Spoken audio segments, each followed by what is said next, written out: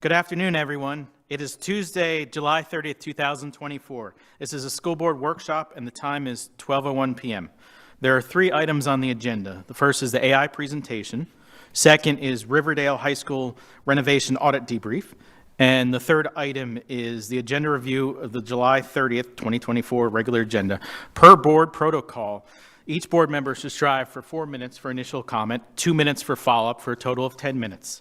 At this time, before we begin, is there anything else that needs to be adjusted or changed, Mr. Superintendent? No, Chairman. There is no adjustments. Okay. Thank you, sir. We're now going to begin with item agenda 1, which will be the AI presentation with Dwayne Alton and Dr. Leandro Nunes Castro from FGCU Department of Computing and Software Engineering. Welcome. So good afternoon. I'm going to try out the new mics here. Mr. Fisher, thank you for already doing the intro for me. That saves me a couple seconds here. So today we're going to and I have to stress this, that whenever we talk about a topic like artificial intelligence in what seems like a long period of time, but our allotted 60 minutes is a short period of time, we're going to touch on a lot of things and kind of scratch the surface. And of course, we have allotted time at the end for questions and for me to provide a little summary about where we are in the district, where we use AI, and some of the things, and address some of the questions that I've heard come from the board. However, if you in the future would like a deeper dive, if you'd like to review the material that Dr. DeCastro has brought with him, please feel free to do so, and we're happy. I'm happy to come back and dive deeper. But with that, I'm going to let Dr. DeCastro begin with his presentation, and then afterwards, I'll do a summary related to how it applies to the district. And please feel free, ask your questions. We're ready. All right. Good morning, everyone. It's a great pleasure to be here. Thank you for the invitation. I've been in this field for almost 30 years now, in the field of artificial intelligence, way before everything that is being discussed nowadays, or things that have been most broadly discussed, like generative AIs. These things didn't exist 4 or 5 years before, 4 or 5 years ago. And what I want to bring to you today is one specific perspective of artificial intelligence that leverages upon the data that you have available in order to improve processes, improve student success, improve school success. So I am Professor Leandro DeCastro. I've been at FGCU for 1 year now. So I'm one of the new hires of the school. And I'm not sure if you're aware about it, but the engineering college, they started what they call a cluster hire on artificial intelligence and data science. And one of the goals of this cluster hire is to start a new institute. It's going to be an institute on artificial intelligence and data science. This has just been approved by the Board of Governors, so it may start running in a couple of weeks now. And we are also launching a new course, a new bachelor course on computer science with emphasis on data science and cybersecurity.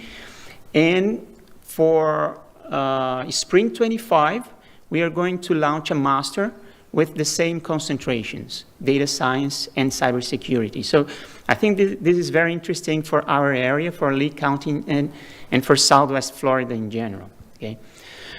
So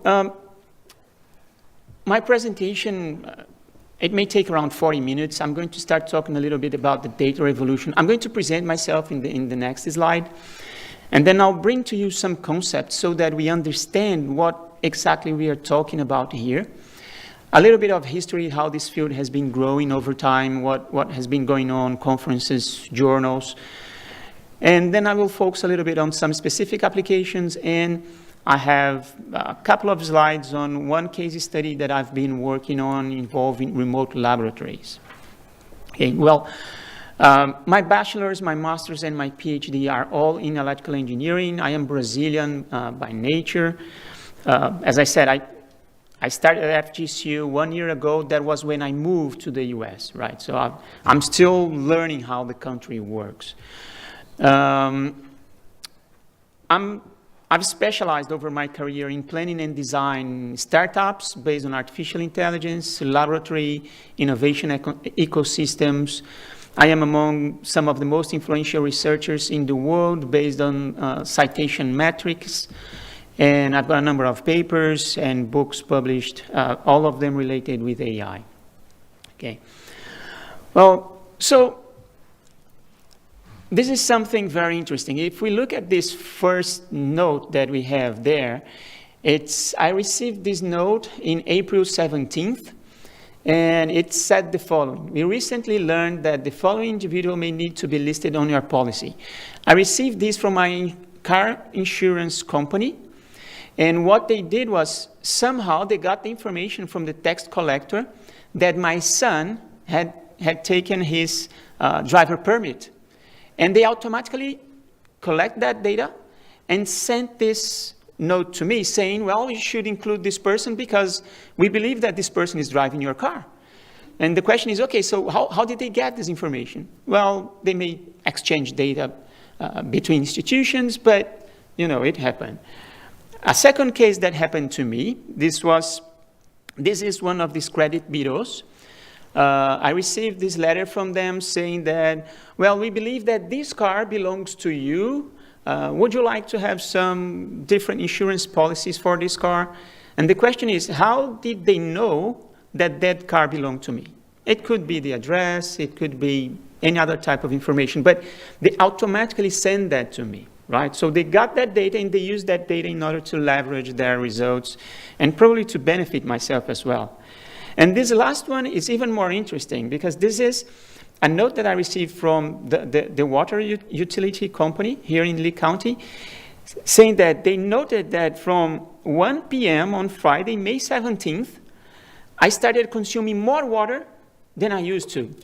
So this is a test that we call in AI anomaly detection or outlier detection. They detected that something anomalous is happening, right? And why did I put this here to you? Because if we think about from the school perspective, in any level that you want, we also have the data, right? So can we automatically check that one student, for example, is performing more poorly than he was before?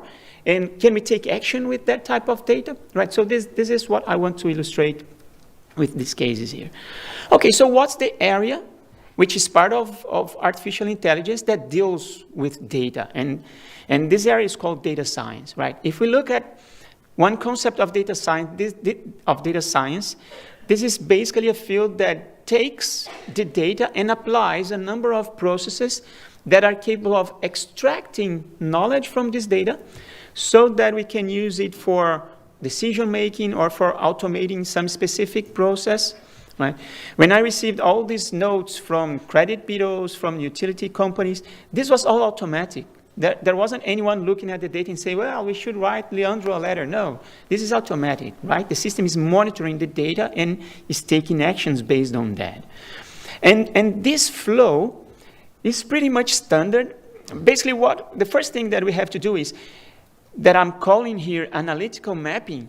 So the analytical mapping is basically, I have to understand the problem that I want to solve, the data that I have, and I also have to be able to say what type of technique can I apply. For example, can I predict a student at risk? Can I predict a teacher that whose performance has changed? Can I predict anything related to my school or to my university or whatever, right? So we have different types of tasks, and that's what we do in this first step in the process. Then we collect the data, we prepare the data. Here I make a distinction between what I'm calling data analysis and data analytics. And the main difference is that when I talk about analysis, I am talking about extracting some information that is available in the data so that I can characterize it and I can understand it. And when I talk about data analytics, I'm talking about extrapolating the information that I have in the data. For example, I'm talking about predicting something based on the data, right? The point is, some people ask, but what's the difference between an artificial intelligence solution, and a standard software. And the main difference is that in artificial intelligence, you don't code what your algorithm has to do, what your software has to do, but you code how your software is going to learn how to do something, right? And there are basically two ways of learning in artificial intelligence. One way is by feeding the system with data. So I feed the system with past data, the system is going to learn from it, and then it's going to take actions based on this learning, right? So this is one way AI learns. Another way is by interacting with the environment. So let's say that I want to train a robot to a vacuum robot, right?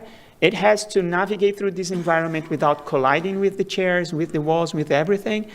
What you do is you install sensors and you train the robot such that, for example, if it bumps in a wall, it's going to be penalized. If it performs an action that you want it to perform, then you reward it, right? We call this reinforcement learning. Okay, so you can learn in AI based on past data and based on interaction with the environment. And that's what makes AI different from standard software that we have, okay? Right, so let's see how data science now interacts with education. There are three, I'm putting here in the bottom, in gray letters, three terminologies, three areas that became very popular in the past 15 years. The first one we call learning analytics. The second one we call educational data mining. And the third one we call academic analytics. And I'm going to give you a brief explanation of what each one of these terms mean, okay?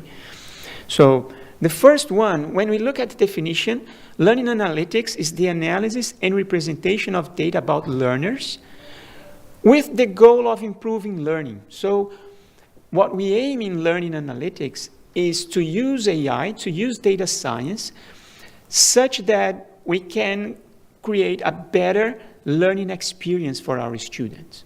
And if we look at the second definition, it's pretty much the same thing, okay? And these are technical definitions, right? So the second concept is educational data mining.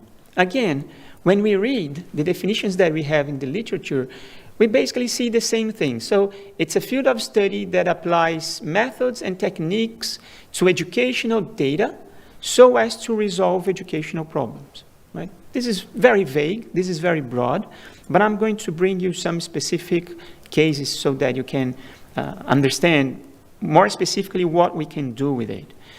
And finally, we have academic analytics. When we look at the definitions that we have for academic analytics, what we see is that it is broader than learning analytics and educational data mining. And the reason is because academic analytics deals with every type of academic data, including administrative data, financial data, human resources data, everything that is related to education or to the academy, we can put it this way, is within academic analytics, right? So this is a broader field, and this is very much useful, mainly for managers, for administrators that want to optimize the school performance in its many areas, right? For example, resource allocation, course evaluation, fees, research, and so on and so forth. Okay. So this table simply makes a trade-off between these three fields. And as I mentioned before, learning analytics and educational data mining are more focused on the learning aspects of the academic data, of the educational data, whilst academic analytics, which is in the bottom of the table, is more open, right? So you can use it to support operational, strategic decision-making, even to inform policy makers, to help them making policies, right? And to optimize resource allocation, okay? And of course, I mean, science is full of terminologies. I brought to you the three most common ones, but if we look at the literature, we're going to find other terminologies like institutional analytics, teaching analytics, data-driven education, and so on, okay? But this all means for us that this is an area that has been taking a lot of attention from many stakeholders because it generates interesting and important results. Okay, and here we have some events. For example, if you look at educational data mining, we have the first International Conference in Educational Data Mining, or EDM. It occurred in 2008, so 16 years ago. This is pretty young from a research perspective. Then we had the first International Conference on Learning Analytics and Knowledge that happened in 2011, and things started moving. When we look at a graph, this is what we get. Right? After 2011, 2012, we have an exponential growth in the number of works and solutions being developed in these fields, right? So, and we are far from reaching a plateau. We are still growing quickly. Right, so when we think about, okay, but how do we do that in practice? How we do that with our data? Well, the main difference that we have between, I'm going to generically call all of them academic analytics because this is the broader terminology, right? But the main difference between this and standard data science is the data that we take and the context, because here we are talking about an educational context, okay?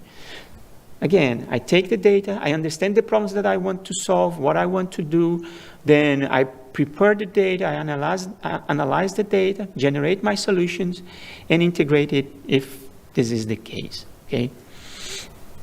And we can use many different types of data. Here I cluster the data in 5 different types of data. For example, institutional records.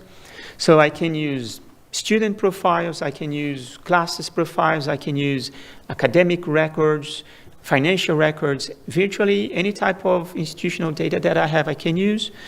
I can use data from my learning systems. For example, I have already worked with Moodle. Here at FGCU, we work with Canvas. So we can use all that interaction within Canvas, within Moodle, within Blackboard, any type of learning system. We can use this data in order to design some tools for any type of action that I want, right? And then we can use what we call public data, right, that we collect through APIs that are interfaces that we have to collect this data. We can have data from learning artifacts, and we can also ask directly for some specific data. For example, I can make a survey with the students. I can make an interview with the students. I can ask personal goals. I, myself, for example, in my first class of all courses I teach, I always ask the students, what do you expect from this course?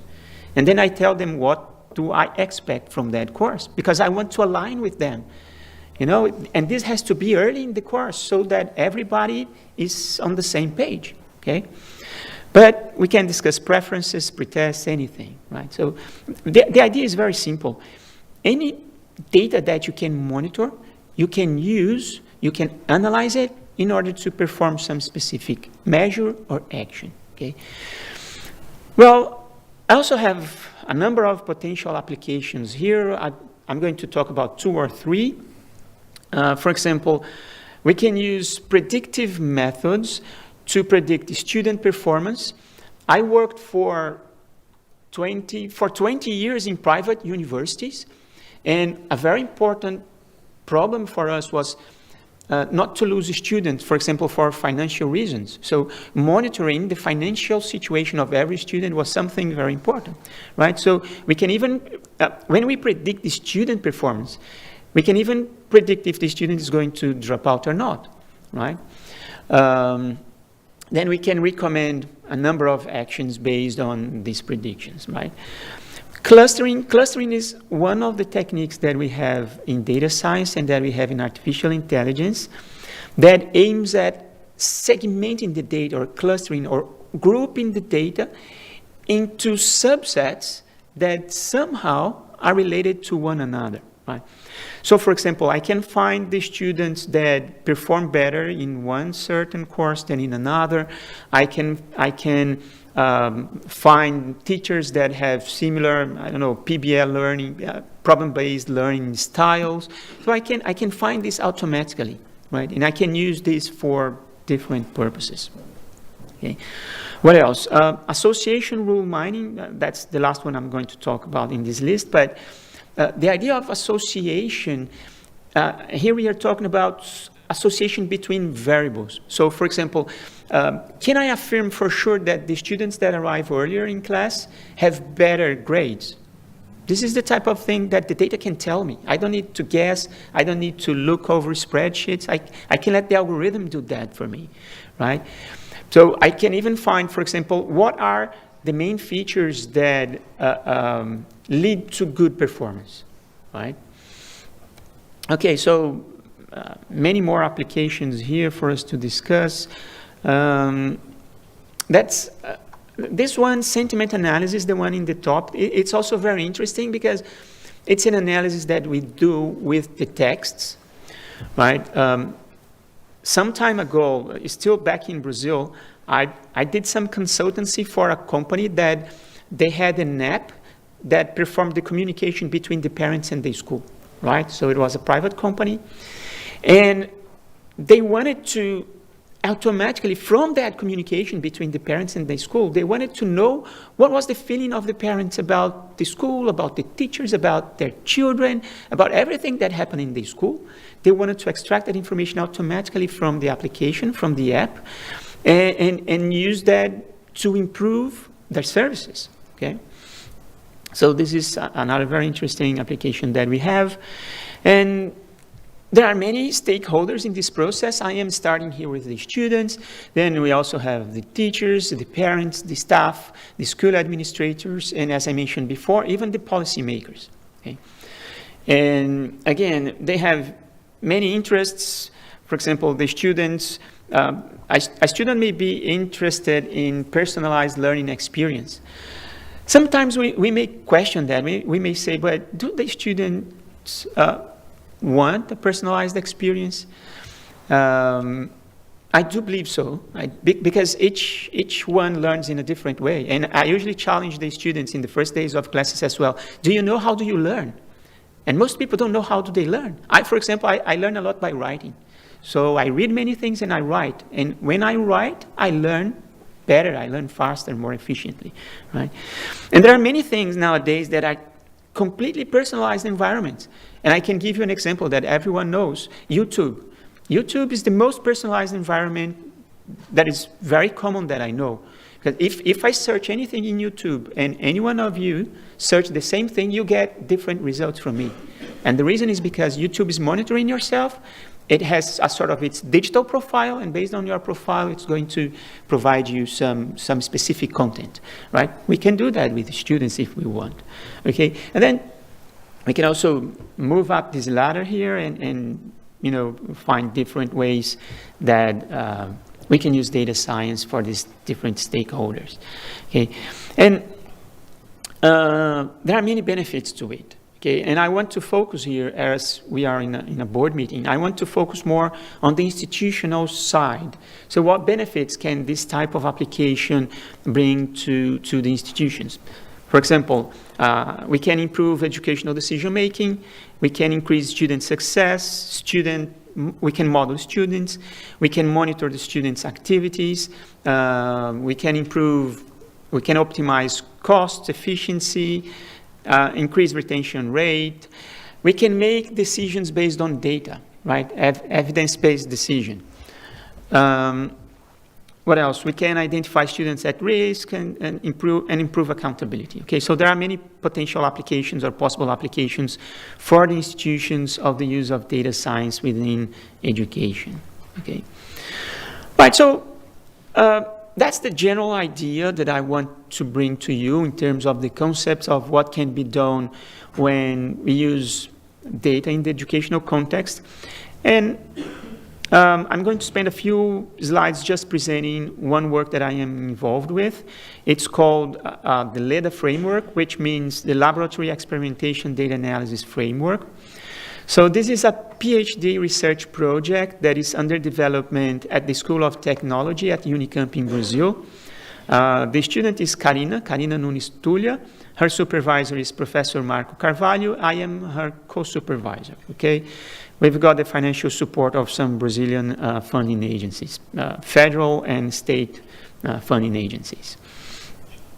Well, here we are talking about remote laboratories. So we are going to access a physical laboratory virtually, and we are going to interact with it. We are going to perform real experiments, but through an online interface.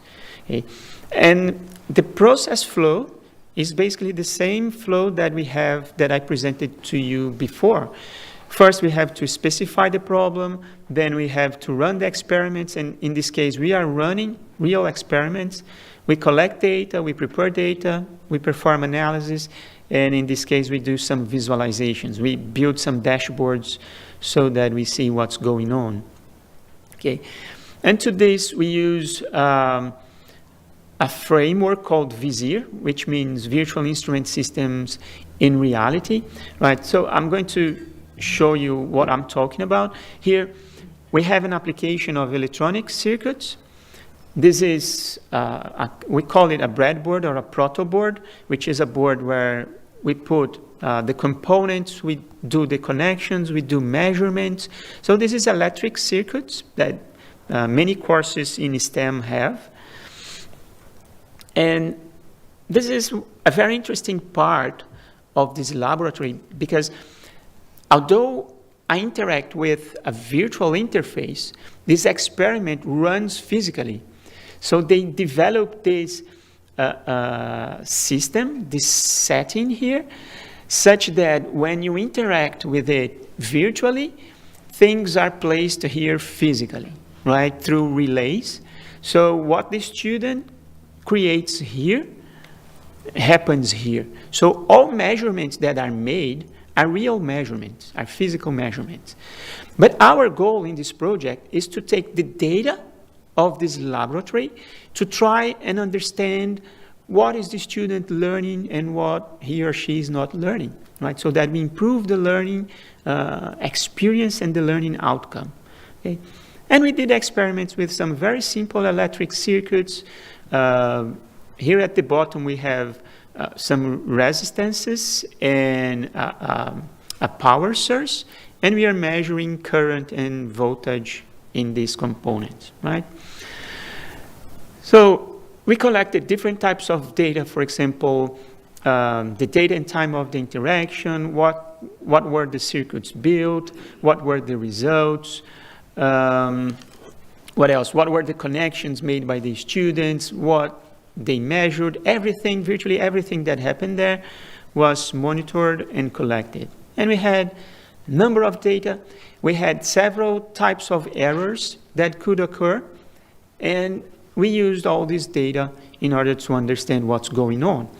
And just to show the results, first thing that we noted was that the students find it easy to build the circuits, but they have difficulties in setting the power sources and in measuring what we want to measure, right? And this is very important because this shows us that the teachers should give more attention to this content, because they are doing fine, the students are doing fine, but here they are having some difficulties, okay? And this was brought to us by the data, okay? And again, here we use a different technique. I talked to you before about clustering. Here I'm showing you some clustering results. And then in the next slide, I'm talking about associations that I discussed with you previously as well. And we are basically seeing that we have the same difficulties that were shown by the clusters, were shown by the association rules that we were able to devise here, right? And just reminding that all this was obtained from the data, okay? Well, And then we have some challenges, of course, and we have several ethical issues that we have to discuss about using data, using AI to explore and understand data. Right? So challenges, we have many challenges in terms of data quality, data integration, different operation among different systems, the scalability of these solutions. We need technical expertise to do this type of analysis or solutions.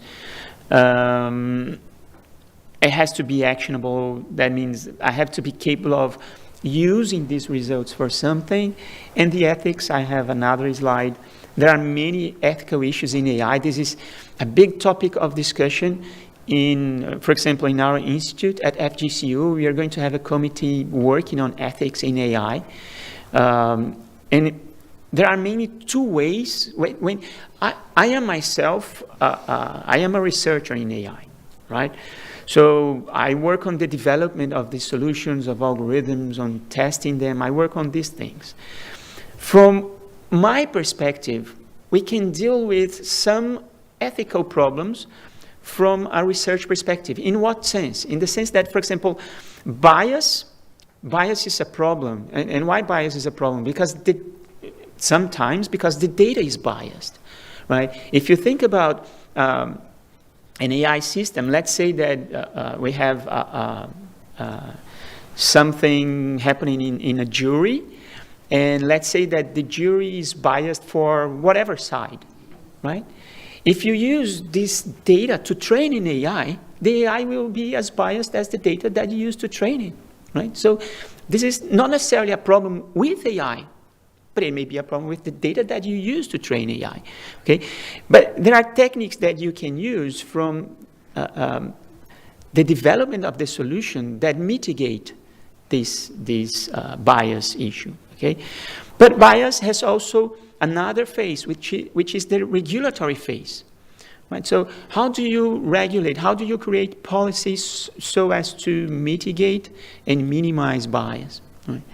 One challenge that I believe every country has with AI is because we want to create policies so that these tools are developed for the good, but we don't want the policies to constrain or to block the development of the tools. Otherwise, you're certainly going to lose the race, right? The AI race. And it's the same thing. I mean, a knife can be a weapon, but a knife is very useful for doing many things at home, right? So the problem is not exactly, at least in my view, the problem is not exactly the technology, but the use that you do with the technology, right? So, but there are many other things. When we think about the school context, we have transparency issues that have to be discussed, the impact on the student autonomy in the sense that, okay, but how much any of these automations are going to take the control out of the student and will take it to a tool. You know, that nowadays we all know there is this big discussion of everyone using the generative models, GPT, Gemini, and all these technologies to do essays, to do homework, to do everything. And of course, teachers, professors, ourselves, we are also using these technologies, right? So we have to discuss that. Then there is data ownership and accountability. Accountability is something also very important that not many people talk about. For example, I've got projects with hospitals in which we develop technologies to support the physician's decision-making. And the question is, if a physician takes a decision or makes a decision based on a solution that was provided by AI. So who's accountable for that? Who's responsible for that decision? Is it the physician? Is it the AI? Right. So this is also something that is being discussed recently. And to conclude, I mean, the case study allowed us to understand students' behaviors, to understand where they had more difficulties in learning, where they made more mistakes. And then I have some more general conclusions here. For example, that first step in the process is very important because that is the step where you're going to understand what types of data you have and what you can do with that data, okay? And then What else? Well, this integration of analytics and academic data can lead to very interesting results. And we have, again, the ethical landscape to navigate through very carefully. So ensuring privacy, fairness, transparency, all this has to be part of your AI endeavor. But in the end of the day, what you want is student success, is school success. That's what you're looking for. And I am sure that AI data science can do a lot for education. Well, thanks for your attention and thanks for the opportunity. I'm here open to questions. Yeah, Dwayne, did you want to bookend this first about our current capabilities? I mean, we covered a lot of territory, so just to kind of level set for a minute. I did. Obviously, when we talk about AI, we're not talking about one thing. We're really talking about quite a gamut. You had some introduction both on vocabulary. You saw lots of different key terminologies within this space. You also saw how it impacts various different stakeholder groups, that it really, are you talking about what we're doing particular for students, whether it's teachers, parents, staff, school administrators, or at the policy level. So just kind of want to give a sense of that territory that was covered, Dwayne, in terms of the data science aspect of our organizational stance presently. Anything you can give us in that context as well? Sure. I think one of the things that I want to point out is that since AI is a hot topic today, and that is mostly because of the intersection of artificial intelligence technologies with consumers. But we've been using AI for quite some time. Some of the products that we use, going back, as far as I could tell, at least 2014, possibly older, have used AI. But it was mostly a behind-the-scenes thing, right? People were not aware of that. But then ChatGPT comes out, and now you have a large language model tool that people can interact with, and anyone has access to that, and now that becomes sort of their paradigm for what AI is, or self-driving cars, or, so a lot of those technologies are coming out to consumers, but a lot of this has been going on for quite some time. So, for example, we have utilized artificial intelligence technologies for internet filtering, for quite a few of our security solutions utilize artificial intelligence. And some of those things, I wouldn't want to answer questions about those today, but if we do a closed session, I'd be happy to answer how we use that in both cybersecurity and physical security. But you now are seeing in our world, in the K-12 world, a lot of concern around academic integrity, reputational issues, deep fakes, those kinds of things. And I know that board members have brought up some of those questions before.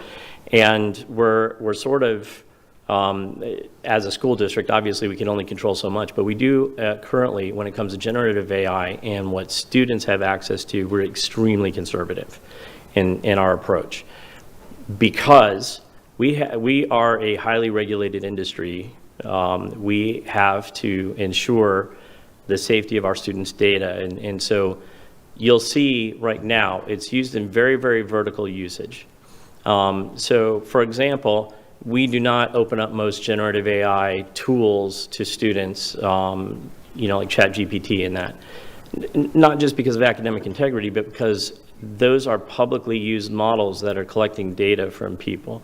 In our world, even though we use tools like Google, we're in our own little Google bubble. We're not feeding Google all of our students' information, for example.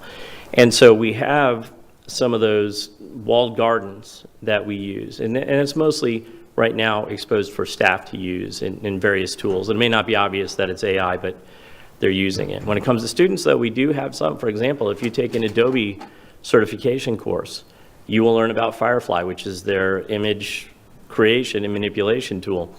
You could be sitting on a park bench and then have it change your background to a beach. That's part of the curriculum now when you're learning Adobe tools. So they do have some of those things, but again, they're very protected areas. Now, some of the areas where some of our solutions use them is, for as long as I've been in the organization, to some degree or another, we've talked about differentiating for students, right? Where we need to adapt for our students' individual needs. This is where AI has a lot of potential, as long as you can safeguard the data that's being collected and that you have systems you can trust. And some of our tools use some of those technologies. Now, I wouldn't say that we're really far up that scale, and the primary reason is because a lot of the solutions around these are just in pilot. They're not super mature. The other thing is the compute power required for artificial intelligence is often pretty substantial, and what that translates to us is expensive. So when we're looking at which AI technologies we're implementing in the district, we're looking at it from a safety perspective. We're looking at it from a return on investment perspective. But we're always evaluating these technologies. So some of you know, I don't know that all of you know, but I also have, I guess, my side hustle. I'm the president of the Florida Association of Educational Data Systems. So this entire upcoming conference, the focus is on artificial intelligence. It's around all of these things, ethics, security. The biggest question we get is, should the board have a policy on AI? Well, that's actually a pretty hotly debated question amongst my peers, because we're asking what problem we're trying to solve with that policy. If it's academic integrity, we have an academic integrity policy. If you cheat with a pencil, copyright concerns, we already have copyright policy. So the question is, where does policy need to apply? And part of what I hope to come back with in September is I won't say a consensus, but the thinking of my peers in the group and a lot of artificial intelligence professionals. At the same time, Neola is, I don't know if they've completed it, but they were working on draft policies for artificial intelligence. So the reluctance for us to jump into some of those policies is because, as you know, policies they are not super dynamic. It takes a little work to change them when you need to. So we're trying to find that balance of where you do that. So, but as a district, we are always looking and evaluating the technologies and determining whether is this the right time to jump into this type of technology or not. I think that you'll see probably the next 3 years a lot of our capabilities advance in student analytics, frankly, student performance analytics. Are we going to be to completely automated learning paths and true real-time differentiation?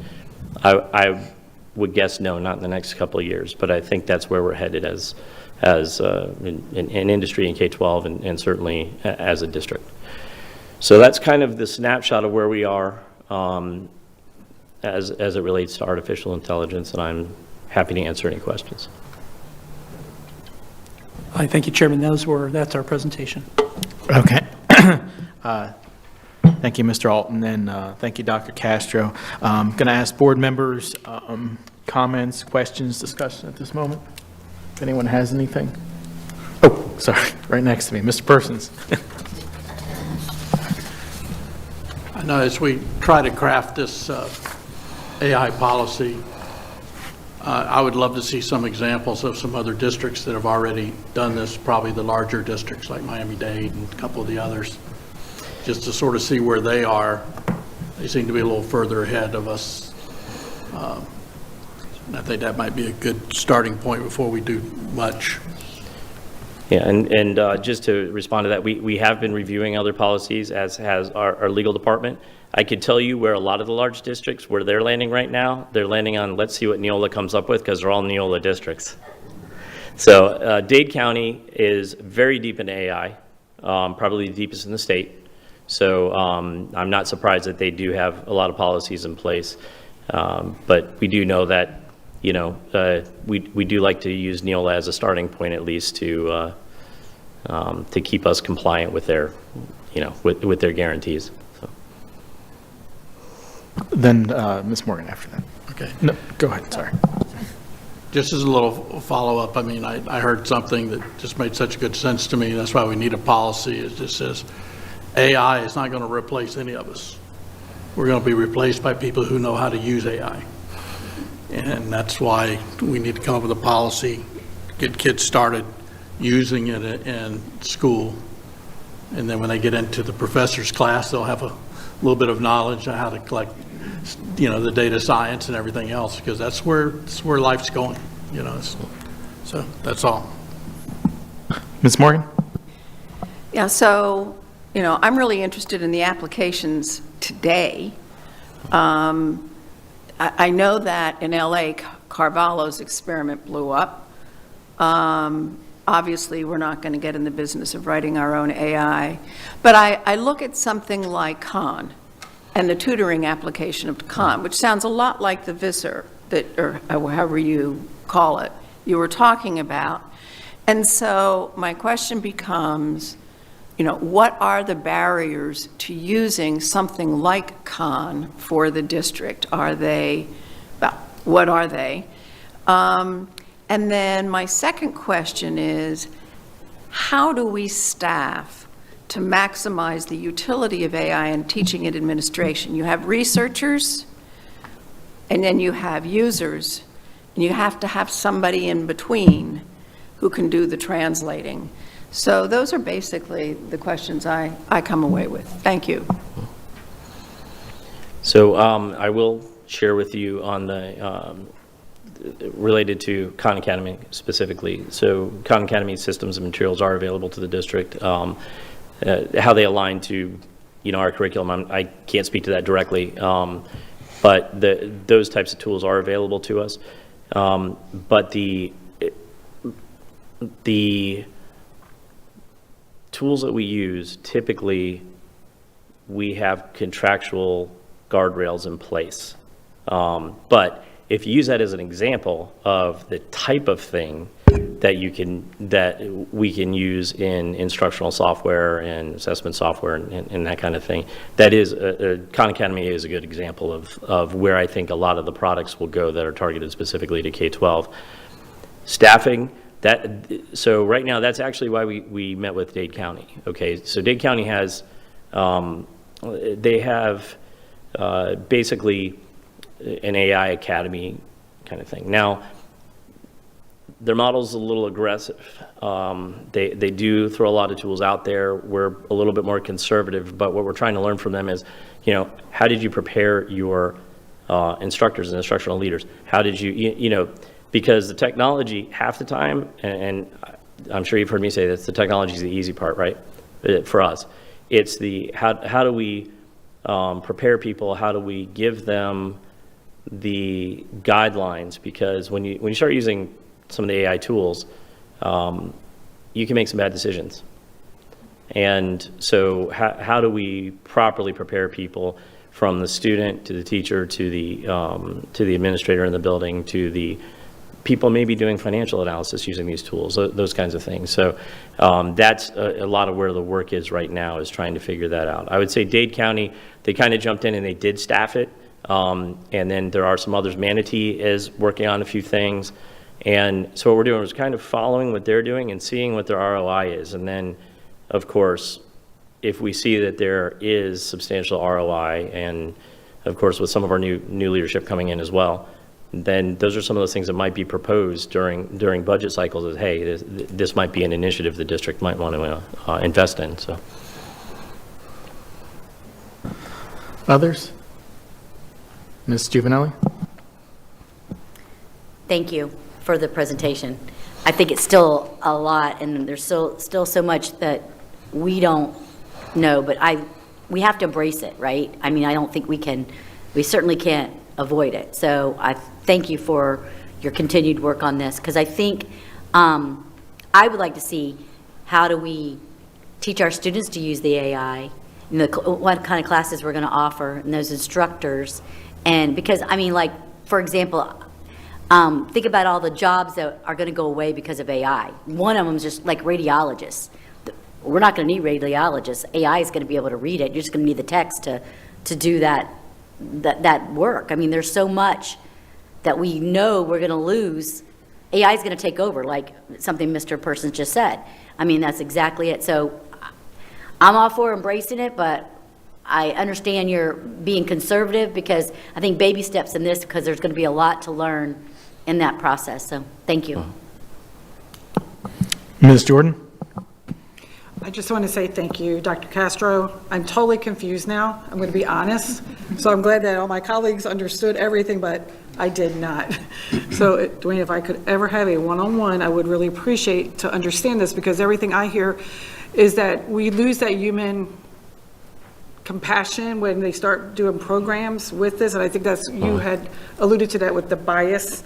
So a lot of that, when we're coming up with programs, and there was one that was just on the news the other day where they had come up with something for mental health, and it was a call-in, and they were talking to the IA, but what they forgot was that factor of that human person saying, oh, wait a minute, I hear you, I care, because it doesn't have the ability to do that. So I don't think we will ever get away from human beings being a part of it, but I would really appreciate maybe some more in-depth, Sure, so absolutely. I could gather in my brain. Thank you. Thank you. I just would like to make a quick comment on these specific comments as well, because a few months ago, I think it was, I don't know, maybe April or May, one of our professors from journalism, she came to me and she said that she had received from the dean the challenge of thinking about how to include AI in journalism, and we spent some time designing it, but one thing that is not really easy to do this, for example, if you want to include AI in K-12 schools, because some of the AI developments, they change very quickly, right? So, and we know that I've been in education for decades, so I know that this is a very regulated environment or industry. So the question is, how do you introduce one thing related with AI that is not going to be obsolete in 2 or 3 years, right? So, but the point is, there are some basics in AI that they change very little, but there is another layer of how you implement these things that changes faster. Right? So there is this challenge for the schools in general to integrate these two things, but I believe that's unavoidable. We have to do it, right? And yeah, at university, we've been discussing that very broadly, and we have much more questions than answers yet. Right? Before I give my comments, anyone else? Okay. First of all, thank you to Dr. Savage, as well as Mr. Alton for bringing this about. I know Ms. Morgan and I have been asking for this since that FSBA presentation, so I appreciate this. Thank you for your presentation as well, Dr. Castro. Definitely very interesting. Definitely appreciate the virtual environment with the physical circuit board. That was very interesting.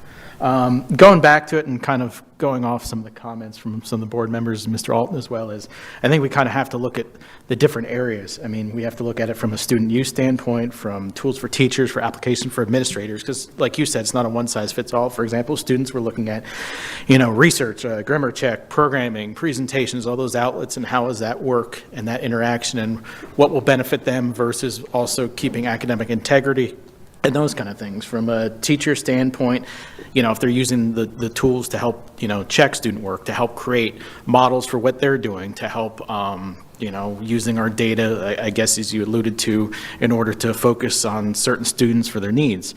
What are we looking at also from an administrative aspect of, how are we going to use district-wide? What are administrators going to utilize, again, from the same thing? How are we going to use tools maybe within our own presentations or things like that? So, thing I also want to, I'm sure this is much like AI, even so it's been around used like Mr. Alton, but when internet kind of came onto the consumer realm, I'm sure it's very similar, right? Right, Mr. Persons? But, yeah, so, and we're kind of looking at it for that aspect. A couple things I said I had written down, but even the other thing is it's only as good as the AI, just like anything else is what's programmed. And I know some of AI, is a year and a half, 2 years behind on things, or just, even no attorneys we've talked about got in trouble for relying solely on case law that was an AI that wasn't true. So, we're going to have to, focus on that. But one thing I don't know if I'd ask is maybe for Mr. Alton, when he comes back from his conference, like you had mentioned, maybe to kind of go through some of the things from that, and then we as a board and administration kind of figure out what focus are we going to take. Are we going to look at first the student use or how it's utilized within the administrator, whatever that is, maybe some follow-up on that to see where we're going, because it's a very, very broad topic for a lot of things. So I'd like to see kind of where we can focus on that. So, Dr. Savage. Yes, to that end, just to make it actionable, I think this is a good visualization, slide 24, even though it's referring just to learning analytics, because you'll notice that the largest circle is actually that of the policymakers, which that means all the other circles, all the other use cases are encompassed within that. It means you have to set policy that applies for all of the different potential use cases. You can see that's just a quick summary of some of them. The other slides that were at the very end of the presentation were the challenges and the ethical issues. Because as you've noted, in every case, there's a balancing act. Think of it like a two-edged sword. You have the challenges, which provide one end of that sword, which are all the different things that technically you're trying to achieve to leverage this tool. But at the same time, with every cut of that sword, the other side of that blade are the ethical issues, which is you have to be answering. That's where you heard the conservatism, where you may be an innovator, you may be inadvertently exposing to unintended consequences by not properly securing because you are an early adopter. Vice versa, any one of those challenges that covers the myriad of different issues in there. So I think this is an important debate. This was to kind of level set to make sure that there was understanding of the vocabulary, the various, that when we say AI, it isn't one thing, it is a multitude of things, and you can see how encompassing that is. This allows us to then have a more granular focus on specific aspects. I also just want to highlight one other piece, which was that while we talk about data science, one of the reasons why this board migrated towards a business intelligence model of accountability was so that we could take that next step, as other industries have already done. Very few in education have migrated to a business intelligence model of the idea of actually gaining insights, because all the purpose of Dwayne keeping the servers and having applications, hardware and software applications that can do this, such as Khan Academy, such as any application, is for the idea of producing insights. And right now, how we aggregate those to form analysis and then analytics, you heard some more of that today, and the role that AI certainly plays today, but can continue. So just a great starter for us. Really excited about September. We took definite notes on the board members' policy level pieces. We're looking forward to see what Neola does. And then any other questions potentially that we have to take back in prep for the September for you all? Anyone? Okay. And just gratitude. And Mr. Persons, you mentioned that we'd be replaced by those who know how to utilize AI. Well, that means, Doctor, you will be the one to replace us all, because you're one of the foremost experts. So we're grateful to have you here today leading us through this work as well as Mr. Alton. Thank you both so much. Thank you, gentlemen. Appreciate it. We're now going to move on to our next topic, which will be the Riverdale High School renovation audit debrief, and I will let Dr. Savage, when everyone is placed up there, to introduce the topic. Thank you. Yes, well, they are migrating up to the platform area there, and the goal. Pardon? Yes, I'm sorry. Yeah, that was the goal, was to have everyone at the table. My understanding, maybe there was a technology-related issue, I think communications-wise, there was something about, because that was the ask. That was the whole reason we were down at the table, right, was so that everyone could look at each other and have that. My understanding is there was some type of issue related to being able to communicate. So yes, that was the point, to have everyone together here. But that is the question. So just on that note, to introduce the topic in the area, yes, Riverdale, please come on up, folks, to your area. Recently we had RSM that conducted, it was not an audit, but what it was a detailed analysis of how we got here and in terms of Riverdale. And one thing I want to make sure I caution is that as we talk about Riverdale, because it wasn't an audit, but it was they memorialized, that was presented to the board. It was also to our audit committee. There was also a management team responsible. What we wanted to do was bring all the voices to the table, because anytime you engage in a massive construction project, it's especially one that is somewhat atypical, it's important to understand kind of the different roles. The one person that could not be here today, that I feel bad that was a voice that will not be represented, but I'll do my best to replicate her voice, was our former director of planning and was our executive director in this particular space prior to Mr. Ross, and that was one Ms. Kathy Ebaugh. So Kathy Ebaugh had an extensive background in both in municipal planning as well as school-based planning.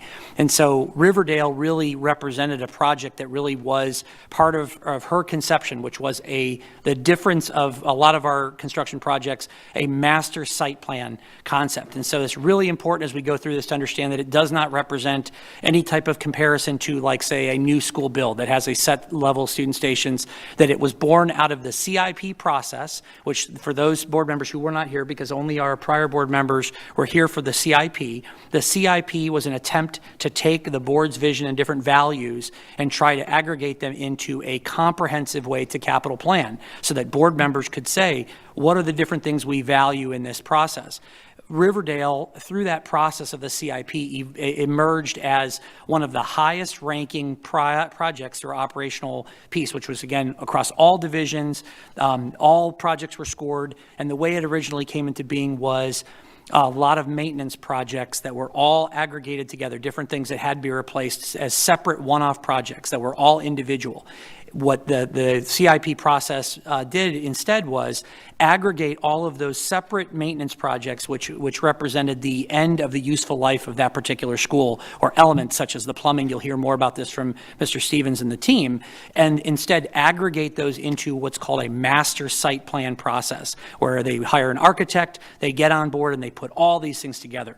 So I just want to kind of set the stage with that as a board, that you understand that this is not like a Bonita High School, where it's a brand new high school build, and then it's just a matter of other aspects. It really was by design from the very beginning, and that was communicated to the board. It was done through the operational side of it, that this was a master site plan with a very different nature and feel to it. So I just want to kind of highlight that key difference, so we aren't comparing it to, like Mr. Reckenbacher, for example, the vast majority of his projects in this phase construction process, where there's a design, then an execution of that design. So I just kind of wanted to set that as a stage. Now that everyone's in position, we'll go ahead and do introductions, if that's okay. Chairman? All right. So I'll turn it over to Mr. Stevens to kind of kick off first, and if you want to go through each individual member at the team, or anything you'd like to do at that point, Mr. Stevens. Sure. Good afternoon, Chairman Fisher, members of the board, Mr. P. Bruner, and Dr. Savage. I'd like to introduce the members of the staff who are with me today. I have to my left, far left, Ms. Tina Silcox, who's the Assistant Director of Construction, Mr. Scott Rickenbacher, who is the Director of Construction, Melissa Ramirez, Coordinator. Rivera, excuse me, and Mr. Scott Cook, who is the Principal at Riverdale. Thank you all for giving us the opportunity to come before you to share some information that's relative to the Riverdale High School audit debrief. We'd like to take this opportunity actually to provide some what we believe is comprehensive information that will give you some highlights as to some of the challenges that we faced with the particular project, the renovation project at the Riverdale High School. So during this afternoon school board workshop, we'd like to provide, again, information regarding the Riverdale High School to include its student capacity from the school's opening in 1972 to its planned capacity of 2,336 students, stations upon completion of renovations, which are scheduled for August 2025. Hold on. The school's renovation project, background and timeline, will also speak to the audit recommendation action steps that are based on the RSM audit, as Dr. Savage mentioned. And at the conclusion of the presentation, we'll address any comments or questions that the superintendent or board members have.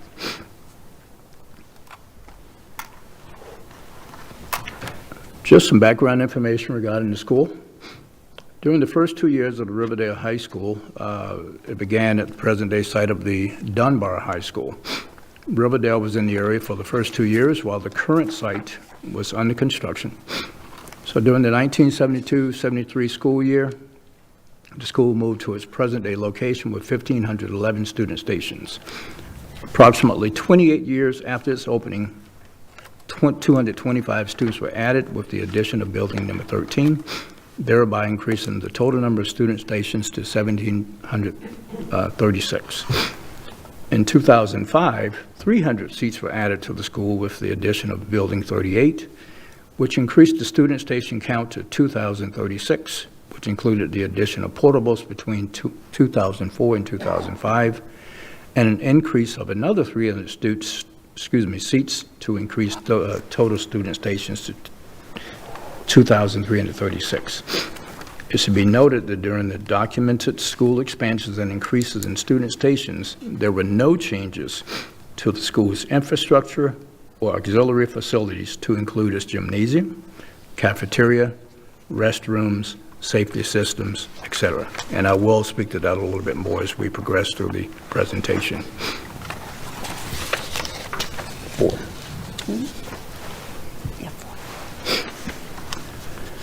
According to DPPD Association, in 2019, Riverdale High School had the second highest enrollment of all high schools in the Lee County School District.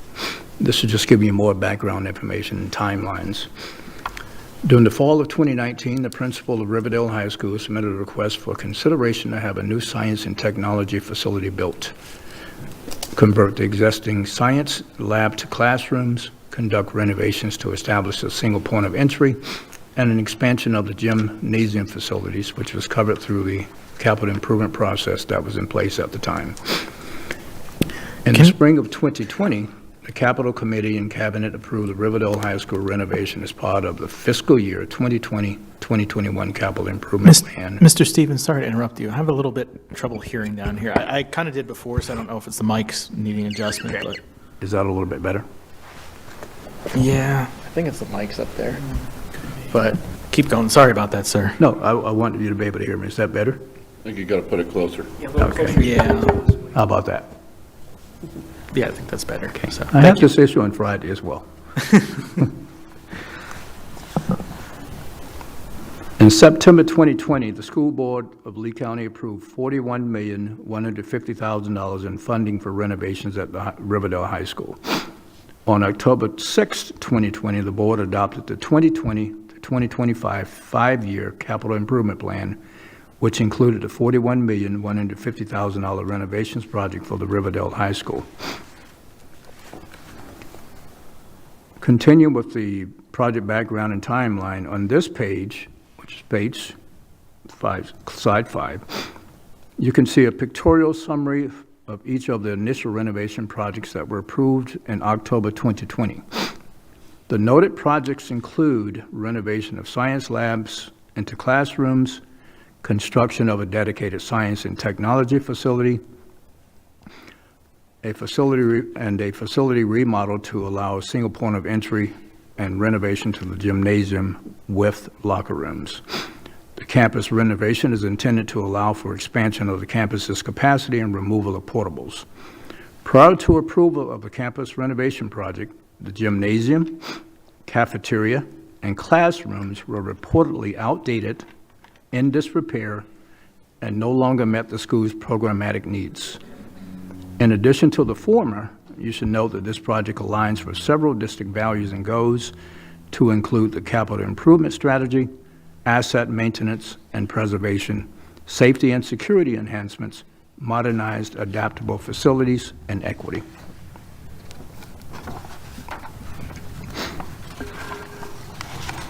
The information on the current slide outlines the respective dates regarding board approval of RFQ rankings for architectural, construction management, and building official services on January 12, 2021. Approval of the Phase 1 budget estimate of $2,489,340 was approved by the board on April 27, 2021 for expenses related to permitting, architectural design, engineering, building official agreements, and fees for legal counsel and advertising et al. The notice to proceed was executed for Phase 1, which is the pre-construction phase, on June 2, 2021, which included the design and master campus planning process and early site work to relocate sports fields. At this time, it was shared with the board that the project would be completed in 3 phases, which would include Phase 1, Phase 2A, and Phase 2B. And I want to highlight the next statement, which is a direct variation to the district's typical project protocol that includes a Phase 1 and Phase 2 to complete construction projects. Just to outline what Phase 1, Phase 2A, and Phase 2B includes, Phase 1 includes design services, such as architecture, engineering services, etc. The building official, construction manager, RFQ and RFP advertising, permitting fees and mitigation, owner contingency, etc. The Phase 2A segment of the project was approved by the board on March 23rd, 2023, and encompassed site work such as parking renovations, underground utilities, and off-site improvements, construction of a new gymnasium, locker room building, along with the addition of a 12-classroom science building. Phase 2B was approved by the board on March 26, 2024, and included campus-wide interior renovations, such as upgrades to light fixtures, ceilings, flooring, paint, casework, fire sprinklers, HVAC systems, audio equipment, fire alarms, and communication systems. Phases 2A and 2B are ongoing with a scheduled completion date of August 2025. On September 22nd, 2021, a rough order of magnitude was in the estimated an amount of $56,597,777 was provided by the architect based on the project's conceptual design for both Phases 2A and Phase 2B. It is worth noting that this estimate was based upon the original project scope, which did not include furniture, fixtures, and equipment, or FF&E, technology, or legal fees. Page 7 continues the discussion of the project background and timeline, which indicates on September 29th, 2021, the superintendent's cabinet was presented with several master plan options, which included an option A, option B, option C, option D, and option E. So there were 5 options that were presented to the superintendent's cabinet with varying concepts of renovation design and completion, whereby option D was selected by the cabinet, which includes Building 38, concretable repair, new 16 classroom science building, kitchen and dining room, a kitchen and dining room remodel. No outdoor dining was added, but the existing gymnasium renovation was in the scope to include a multipurpose space, and existing classrooms were remodeled to general classrooms. That are some of the things that were those are some of the things that were included in option D.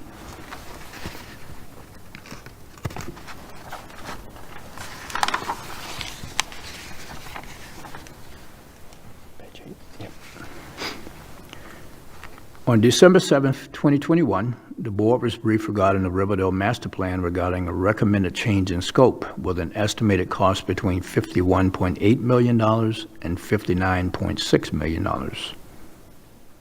Then, on January 25th, 2022, as part of the school board briefing, it was communicated to the board members that the Riverdale project would have multiple Phase 2 components as directed by senior leadership.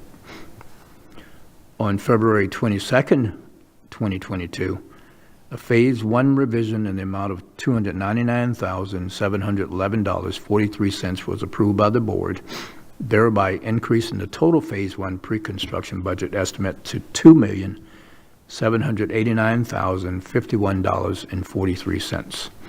The additional funds were necessary to permanently relocate the sports fields. Then, on June 28th, 2022, a second revision of the total Phase 1 pre-construction budget estimate of $2,789,051.43. There was a request in the amount of $1,016,449 was approved as an additional ask. And the increase was necessary to incorporate additional design fees because of changes to the project scope. And near the conclusion of the presentation, I'll be happy to share with you what those changes were. On February 9th, 2023, the project architect produced a 100% guaranteed maximum price, or GMP, estimate in the amount of $95,640,000, $793 for Phase 2A and 2B renovations. The architect's estimate only accounts for construction costs and did not include FF&E, technology, or legal expenses. Then on March 28, 2023, Phase 2A total project cost estimate in an amount of $69,542,659 was approved by the board, which included costs for site work, construction to the gymnasium, science building, FF&E, and technology.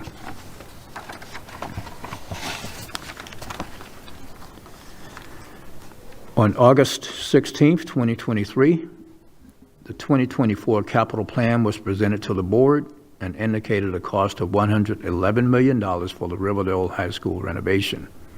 Additionally, the 2024 capital plan continuing projects facility condition assessment further estimates the Riverdale High School renovation cost at $111 million, $370,879.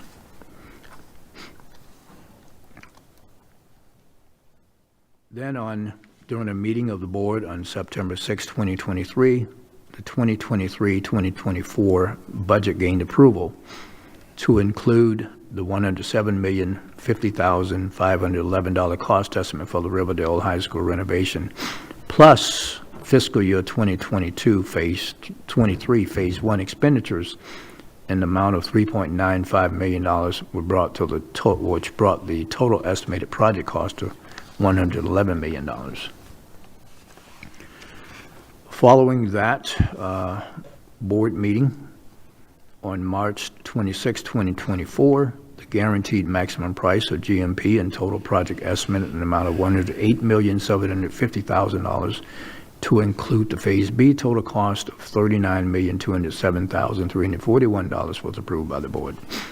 As noted previously, Phase 2B renovations included or involved campus-wide interior renovations, such as upgrades which included new light fixtures, ceilings, flooring, paint, fire sprinklers, HVAC systems, audio equipment, fire alarms, communication systems, and casework. Casework, just FYI, would be cabinets, drawers, bookcases, things such as those.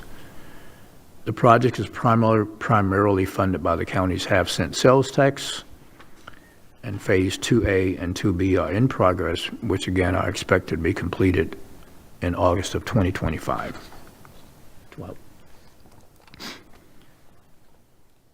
We did have an RSM audit recently, and at the conclusion of the RSM audit for the Riverdale High School project analysis, the auditor made 2 recommendations that are based on their key takeaways. The first recommendation suggested that the district reestablish a regular schedule for capital project updates by the construction projects management team to the board. And hearing such, and in the management response to the audit, the operations team will provide capital project updates on a bi-monthly basis to you all as members of the board beginning in August 2024. And those updates will include a summary of each project, budget updates and cost estimates, timelines for each project, scope changes if there are any, risk management, anything that may create some type of risk to the project, and what are the next steps for each project.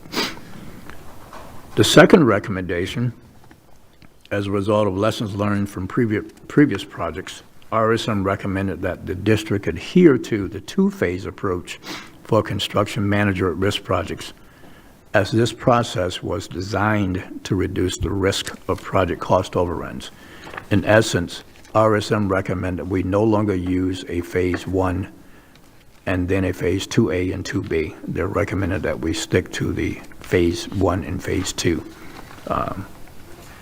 process. As I stated, I would share a more detailed list of some of the things that contributed to the escalation in project costs for the Riverdale High School renovation project.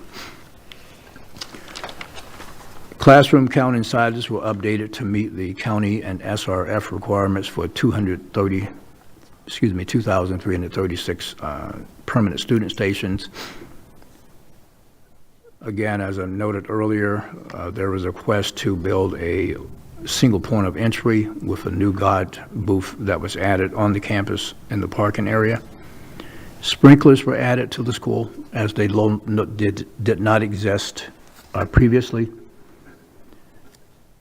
There was an increase to student and teacher parking, which included visitor parking as well. So currently, the teachers and visitor spaces number 209 spaces. Student and event parking now will number 383 spaces. Corrections were made to the gymnasium, which had seating deficiencies, and that will be corrected by the new enlarged gymnasium that is being built. There were updates to locker room facilities, which included plumbing and mechanical systems. In the process, a purchased property was incorporated into this plan in order to accommodate water management and vehicle stacking for parent pickup and drop off, and that added an additional space for an additional 300 vehicles. Plumbing and sewer line repairs and replacement were conducted. When the school opened in 1972, which makes the school approximately 52 years of age now, deterioration to concrete and or cast iron pipes should have been expected, and we found out during the renovation that some of these pipes needed to be replaced. And I need to share that during this time, the initial stages of the project, I was not part of the school district, as I just joined the school district in July of 2023. But I do take responsibility for sharing this information with you. In addition to the former, there was a replacement of existing air handling units throughout the campus. There were enhancements to the kitchen prep area and student dining size. There was improved building circulation, and you can see the diagram of the building circulation on slide number 7. In addition to those things, there were some corrections that were also made to ADA deficiencies, and restrooms were added as well. And last but not least, there was also a new junior ROTC tower that was constructed for the campus. I'll turn it over to the board and Dr. Savage for questions and or comments. Yeah, but before we go to the question, just want a couple quick clarifications just on materials. Mr. Stevens, could you go to slide 7, please? I think part of the challenge is trying to make this coherent. Obviously, there's a lot of milestones and dates, and so just kind of want to highlight this one particular to start with.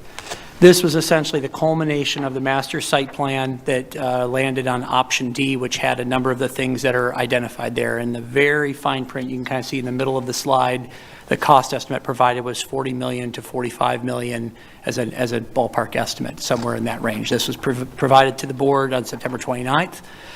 So that's the start point. Let's go to the next slide. Moving forward, you'll see that December 7th, so some months later, it was actually briefed to the board. And by this time, you could see there was already an increase in the cost. The probable estimated cost was from $52 million up to $59.6, so roughly $60 million. So $52 to $60 million, and this came up at December 7th with regards to the logistics of the renovation, student stations being reduced during the time of renovation and so forth. As you can see, a couple months later, down below there, at the school board briefing in the 22 capital project update, it was communicated that they would be breaking the Riverdale project into the two said phases, the 2A and the 2B, as you noticed there. Also, during that time, we selected a new superintendent in that same window of time, and then that person was selected between January and February.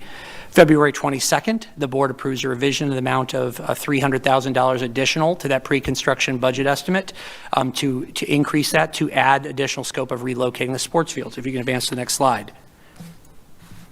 You'll notice June 28th, where there's another revision of scope. And now this point, we're at June, right, of that 22, and they've added $1 million of additional scope within the Phase 1 pre-construction. So again, if you're thinking of Phase 1, $1 million of additional design work indicates a significant additional level of scope that has now been added to this particular piece in the master plan that we have there. What you'll notice next, though, is a huge gap of time between June 28th of 2022 and February 9th, 2023. So the most important date is the absence of dates. And that really, you can think of like a blackout time period between June 28th and February 9th, of the next calendar year. You have no dates there. And so that, as it pertains to the audit findings, when you read the internal audit report, schedule analysis, that's one of the things you'll notice is all of these dates, if you were to go backwards, as we just did in the presentation, you're going to see lots of board dates and so forth, where the information is being communicated, prices are estimate, and so forth. But what you notice there from June 28th all the way to February 9th is a significant gap where no such dates are being brought forward.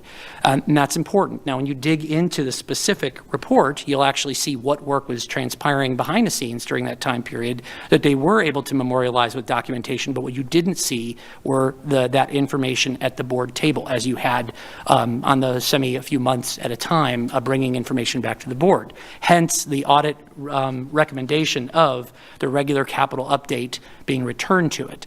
So I just wanted to highlight that specific aspect for you, because ultimately that was one of the recommendations that RSM had, which was one of the things that we implemented because of the Bonita High School, was not specifically for just all those, but for all of our capital projects, knowing that potential escalations of cost and different elements like that, that anything that can change, we want to make sure that the board is aware of that at all times. I also want to highlight the specific cost difference, what we had when the actual rough order magnitude budget was provided. One of the other pieces that were very helpful was at the final piece in front of the board when it came back for the, go back a slide, please. Right here, yep, December 7th, 21, the last time that they had that piece put forward is at $59.6 million. I just wanted to kind of break down that at that time, Phase 2A was slated for $39 million. Phase 2B was slated for $17 million, which again gets you to that number.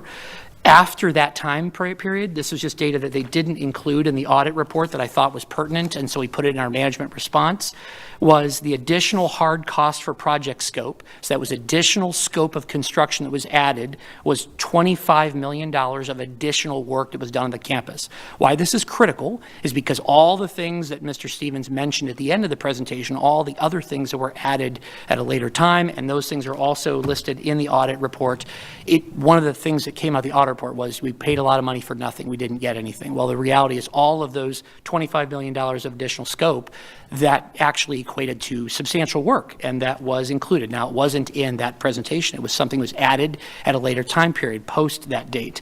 Additional to that, there was $3.7 million estimated of market escalation and inflation during that time period. As we know, it was substantial, but again, equating to less than $4 million. We also had over $4 million of overhead for the general contractor, contingency funds, bond fee, and bond rate insurance, over $4 million there. Project contingency, it was $1.2 million. Owner contingency was $284,000. And then IT and our FF&E, which again was not included in the estimates originally, was $2.7 million. That brings you to an adjusted total of $94 million. So it's important when we're talking about what's being communicated and when and what was occurring that we're doing it with accuracy. And the reason I say that is because at the audit committee, as they were reacting to it, there were comments made such as, we have teachers building schools. Well, I tried to quickly stop that. We have never had teachers building schools. In fact, it was built by construction. I think what's different in this particular case is that when you think about Mr. Rickenbacker, who we've been fortunate enough to have for quite some time building our schools, both as a project manager and now as our director of construction, is that when the project gets to Scott's shop, essentially he is now focused on two parameters: within budget and within time period that it needs to be done. So on schedule and within budget. Those are the two main considerations that Scott is looking for. Prior to it getting to Scott, there are a lot of other lanes that these things can live in. And that's why I also want to make sure I mention Ms. Ebal, because when the master site plan concept originated, and it was communicated to the board, and those documents are still there, those presentations are still there. It was very important that she helped elevate the idea that this was an attempt to pull together all the school-based requested things, which there were a number of school-based requested things, such as the science labs, the gymnasium, parking, a lot of those issues. That's one separate piece. You also had a significant number of maintenance projects that had to do with the failing infrastructure of the school, the plumbing and so forth. There were a number of those elements. So those pieces. Then you had what Mr. Stevens also reminded, which was once you started getting into all the extended elements, all these are spelled out in that report, item by item, that you also, and he mentioned this in his comments just here, had to bring everything up to building code. So you have a lot of additional work, but none of that was throwing money away into other things. Now, for the board to contemplate, and it's something that a lot of districts have to contemplate, and I wanted to elevate it to this board because as you're thinking of what are the lessons learned and what do we do next? Well, one aspect is that some districts decide, and it's very equivalent to buying a new car or buying a used car. If you're going to buy a used car, do you want to get extended warranty? You have to look at the totality of the asset. So in our case, when you build a school in the state of Florida, that gives you a 50-year lifespan that is expected. That school is expected to last you 50 years. However, some of our schools, if well-maintained, if we continue to invest in them, we've had it get up to almost 100 years of age and so forth. But it is a contrast that in some cases, folks would prefer not to invest in repairing that infrastructure, investing in that. They would rather basically let the school end its useful life and build a whole new campus potentially and then have them migrate there, or do that, allow that to open up your new capacity and then do any extensive renovations or tear down and rebuild a campus on that parcel. Those are many different ways that districts attempt to try to navigate this. A challenge we have in Lee County, and part of what necessitated the multi-phase construction process was the inability to meet the demand of students we had. Thusly, being broken into two phases wasn't arbitrary. It's done specifically so that there could be at least some work done with an opening of school and not to disrupt any capacity needs that we already have, which is significant to us because we don't have places to put students. We can't afford to take the whole site down because we didn't have the ability to even get enough portables possibly to do that. So it's just really important as we look at this to see the totality of circumstances around it. And that's why it was important to have everyone at the table minus our planning department because Ms. Ebal is no longer with us here, but to have the principal who has to live in that space, who had to see the failings of the facility and how that works, as well as our construction team, which we are very, very fortunate to have such qualified construction folks to the far right. And then we also have Ms. Rivera, who also has been here for some time, had worked in the budget side of this, so had some awareness of the capital plan side, but also now works in maintenance and in our construction facility development. So we just have a lot of vantage points. My hope is that they can answer any question that you would have. I did my level best as well, but I'll say that's why we have the real experts here to help you through this process. So at this point, board members, I think I would want to open it up for your questions, and we stand ready to do our best. Thank you. Thank you, Dr. Savage. Thank you, the team up there. Board member discussion. Who wants to start? Mr. Persons? I mean, looking at the figures that, you had estimates way back in 2020 of 41 million, then it went up to 56 million. But all those were estimates. We didn't have phase one at the time. The plans weren't solid. It looks like you didn't get a solid estimate until February 23, when your phase one was basically pretty much completed. And that was like 95,640,000, and that would be for both 2A and 2B at that time.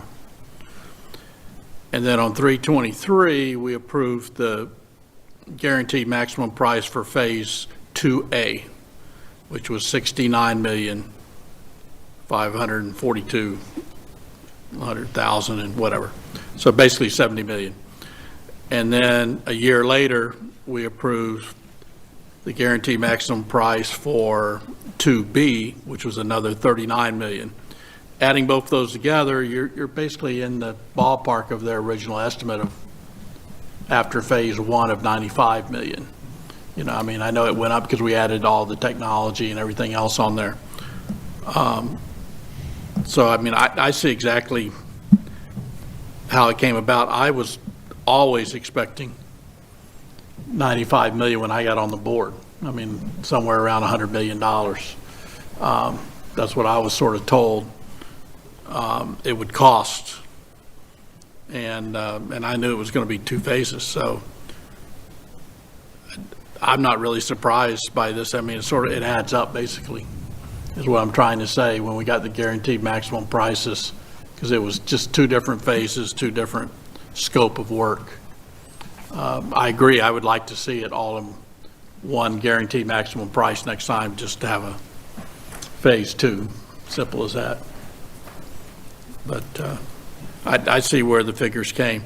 The public just basically thinks that phase 2A, which was 69 million, all of a sudden, nothing new was done. It was that same phase, all of a sudden, we had to pay another 40 million, and that's just not correct. That's all. Just want to point that out. There was a whole nother phase 2B.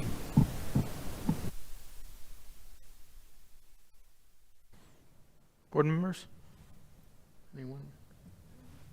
Ms. Morgan? We've had planning problems for close to 10 years. We haven't had constant leadership. We haven't had professional leadership.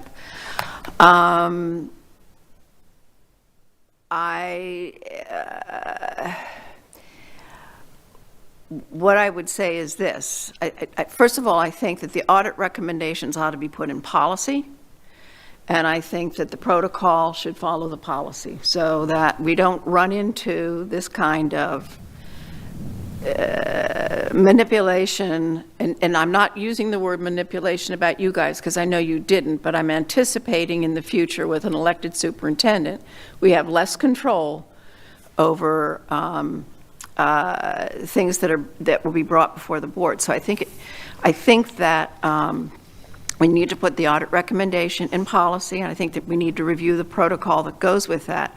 I also am thinking about this master site plan. Why wasn't a master site plan? If master site plans were done for Riverdale, as a response to, we need to do repairs at this school, or we need to expand this school. As I understand master site planning, then we're going to look at the entire school, and we're going to decide what needs to be done, whether it all needs to be done now or whether it needs to be done over time. Why wasn't that done with Bonita? I mean, I'm just saying that we're not consistent in the application of the master site plan, and we run into another problem with Bonita now. So I would like to see somehow this notion of master site plan for schools that are being renovated, or whatever you want to call it, embedded in this policy or in this process, to make certain that the board is completely informed about what is transpiring. And then my second comment would be, and I've made this comment before, and I know that Mr. Rickenbacker doesn't like it, but I really believe we need to convert the construction advisory committee into a planning advisory committee. I think we need to have people other than construction people who are, I just think we need a greater variation. I think we need planners overlooking some of the projects that we're doing, not just electricians and construction managers and whatever. So those are my comments. Thank you very much. And I'm not going to say anything else. I may come back and say something later. Thank you. Others before? I think that was a question. I wanted to make sure Mr. Rickenbacker had a chance to respond. There's 2 things, but the 2 comments, but one was on the Bonita Elementary and the master plan piece, if you don't mind, Mr. Rickenbacker. Correct. Two different scenarios there, Bonita. At that moment in time, you charged me with getting Bonita out of the hole, which I believe we did successfully and maintained the budget. Having leadership change as often as had 3 superintendents, 3 chief of operations, 6 plus or minus executive directors, planning directors over the 10 years, people, as you said, not experienced. we, myself, Tina, and our small 8-member team, 10 members now, we successfully did Gateway High School. We successfully did the MM Middle School, which is now Lambs, without all those entities in place. So left to our own phase 1, phase 2 process, which I put together, we returned over $4 million on each project. There were no issues. It's only, and remember, my division, we're the quarterbacks. We're not the play booth. We do not call the plays. The plays are called to us and we execute. So we said when we developed the phase 1, if you want to know the true cost, and I believe Ms. Giovanelli always wanted to see what the cost of property you bought was, the whole VIG, the whole nut, that you would get with the phase 1, phase 2. And you could vote as a board to reject or accept. When you get problems with student seats, as Dr. Savage mentioned, sometimes you have to make some hard decisions. I could have pushed the Riverdale project back to 26, waited for the interior component drawings to be complete, and put the entire package out for an entire GMP. Now that would have been another year, it would have been hardship on the campus, and it would have been another year of cost escalation with construction materials, and the 111 could have gone to 122. That was the decision that were made by others, but not by my division. We are the quarterbacks, and we play it out. In terms of the construction advisory, Ms. Morgan, I'm fine with that. The more people on that committee, the better. I did get a little bit of heartburn with the comment from the audit committee. I think the person's comment of teachers building is pretty ignorant, and maybe he doesn't belong on that committee, but that's my personal opinion. We work very hard. I think operations has a full complement of staff now. I think you have a lot of good people in place to work it, and I think bringing back what will be the bi-monthly capital updates. You know, I've always been honest. You've asked me questions. I'm straightforward. The jersey comes out and you're not getting any whitewash on it, or scrub version of it. I think the board moving forward will have an honest interpretation of where they're going and where the money's going to go. So long as you're still here. Well, it depends. How long are you willing to keep me? But I got a great team. Again, my little world, I know you guys don't like silos, but my little silo of 10 people, we've performed, we will continue to perform, and we look forward to the bi-monthly updates. It's absolutely not about your work. Oh, I understand that, and they understand that too. Okay, thank you. Ms. Giovanelli? Thank you, Ms. Morgan. That was my questions that I asked, that I had written down, is how do we avoid it? And so I think, policy, it must be in policy. So that's what I would say to the board attorney. We have to have this in policy so that that is followed, because it's about accountability. And now we're all being held accountable today for not knowing what we didn't know. So I think it's important, especially with an elected superintendent coming, because the accountability piece is going to be huge, because at that point, the people are going to hold the superintendent accountable. We won't have that ability. So I appreciate Ms. Morgan's candor on that, and actually championing this as well and bringing this forward, because y'all came in after the fact. And it was spoken earlier, but there was time, going back to the actual dates that I was looking at, there was times when we had a vacant chief of operations. There wasn't one. And there was an intermittent one. In at two different superintendents, there was that vacancy part of this. And then we had one step in and then step back out. So I think that's key, is regarding leadership. So I would bring that back up, that we need to always have a chief of operations, especially when you're going into hurricane season. That's always important. But one of the questions I actually have is kind of a little bit off the subject. I was told by the prior superintendent that the steel that was purchased for Three Oaks was going to be used at Riverdale. I need to know that answer. Was it used at Riverdale? Yes, some steel that could be used was integrated into the gymnasium building and the science building at that facility. We can't use all the steel. I'm using your steel for the 3 ROTC towers we're building. My recommendation was not to take the steel. Take the buy, save yourself $500,000. But you wanted to bring the steel, so I made a commitment to you that where I can utilize that steel, I will. So we've already used it at Riverdale, a good portion. We're using it on the ROTC towers, and we plan on using some of it for the central energy plant at the Cypress High School and Middle School complex when we build that. And we'll slowly pick our way through it, but it's a slow process. You got to realize that was specifically designed for the quadruple A project. Exactly, that's why it didn't make sense to me, because I've spoken to engineers, and most of them told me they would never sign off on steel that was for another project, for something like that, No. and using steel that's sitting out wasn't- and being exposed. It wasn't So- cut and notched. It will have to be soda baked, blasted for prep, and that costs money. So you haul it around on a truck, you bake it, you blast it, you bring it back, you utilize it. It's cheaper to buy new steel from a facility. Initially, when we got that, it was going to be $500,000 to ship it from Missouri to here. Save $500,000, but that wasn't the charge that was given. We purchased the steel, we closed the books, and all right, now I'm charged with monitoring this steel, although I don't think anyone's going to walk off with it, and try to repurpose it for whatever projects we can utilize it in. Thank you. We used 135 tons. Yeah, right now, Tina, we used 135 tons of steel at Riverdale High School. And it was 100. And on that steel comment, just remind, just historical context, do you recall at that time that it was ordered ahead? Part of the reason for that, I believe, was during the COVID, the pandemic, when all of a sudden, a lot of the raw materials were just, you had to order well years in advance just to get any of that particular piece. It was considered a major shortage at that time because of the demand, the shutdown globally.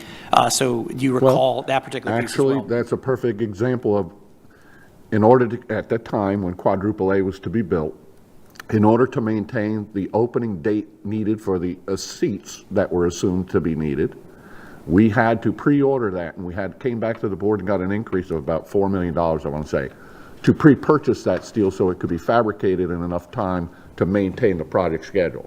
Unfortunately, that order was placed, it was in fabrication, and 3 days before I was coming to the board with a total project cost, phase 2, for the entire project is when the board pulled the plug on that particular project, and I was already committed in that steel. Now, they gave me an option, and that's only 28% of the steel for that project. So we got it stopped in enough time to not even have a bigger exposure. So you were like $1 million, I want to say $1.3 million of steel that we were responsible for, another $500,000 to ship it, and here we are. Otherwise, we would have had to walk away from $1 million investment. So that was a judgment call that was made, and now it's my job to slowly peel it off and utilize it in whatever facilities I can.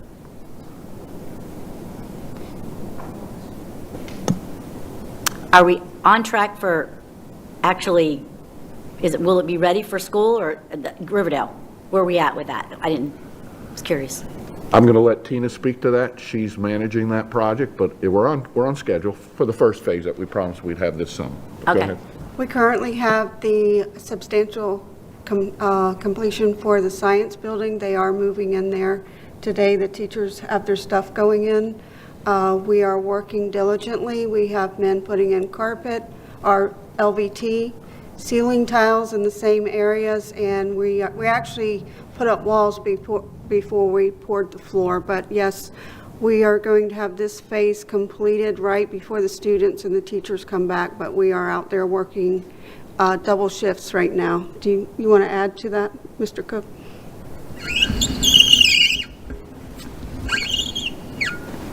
We'll be ready. We have teachers coming back on Friday. We'll have it nice for them, and everything is moved in today. It's going on as we speak. There'll be some late hours this week, but it's going to be good to go for the kids and the teachers.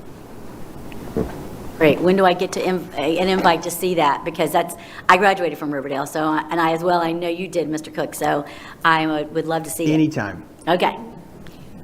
This is only the substantial completion for certain areas. The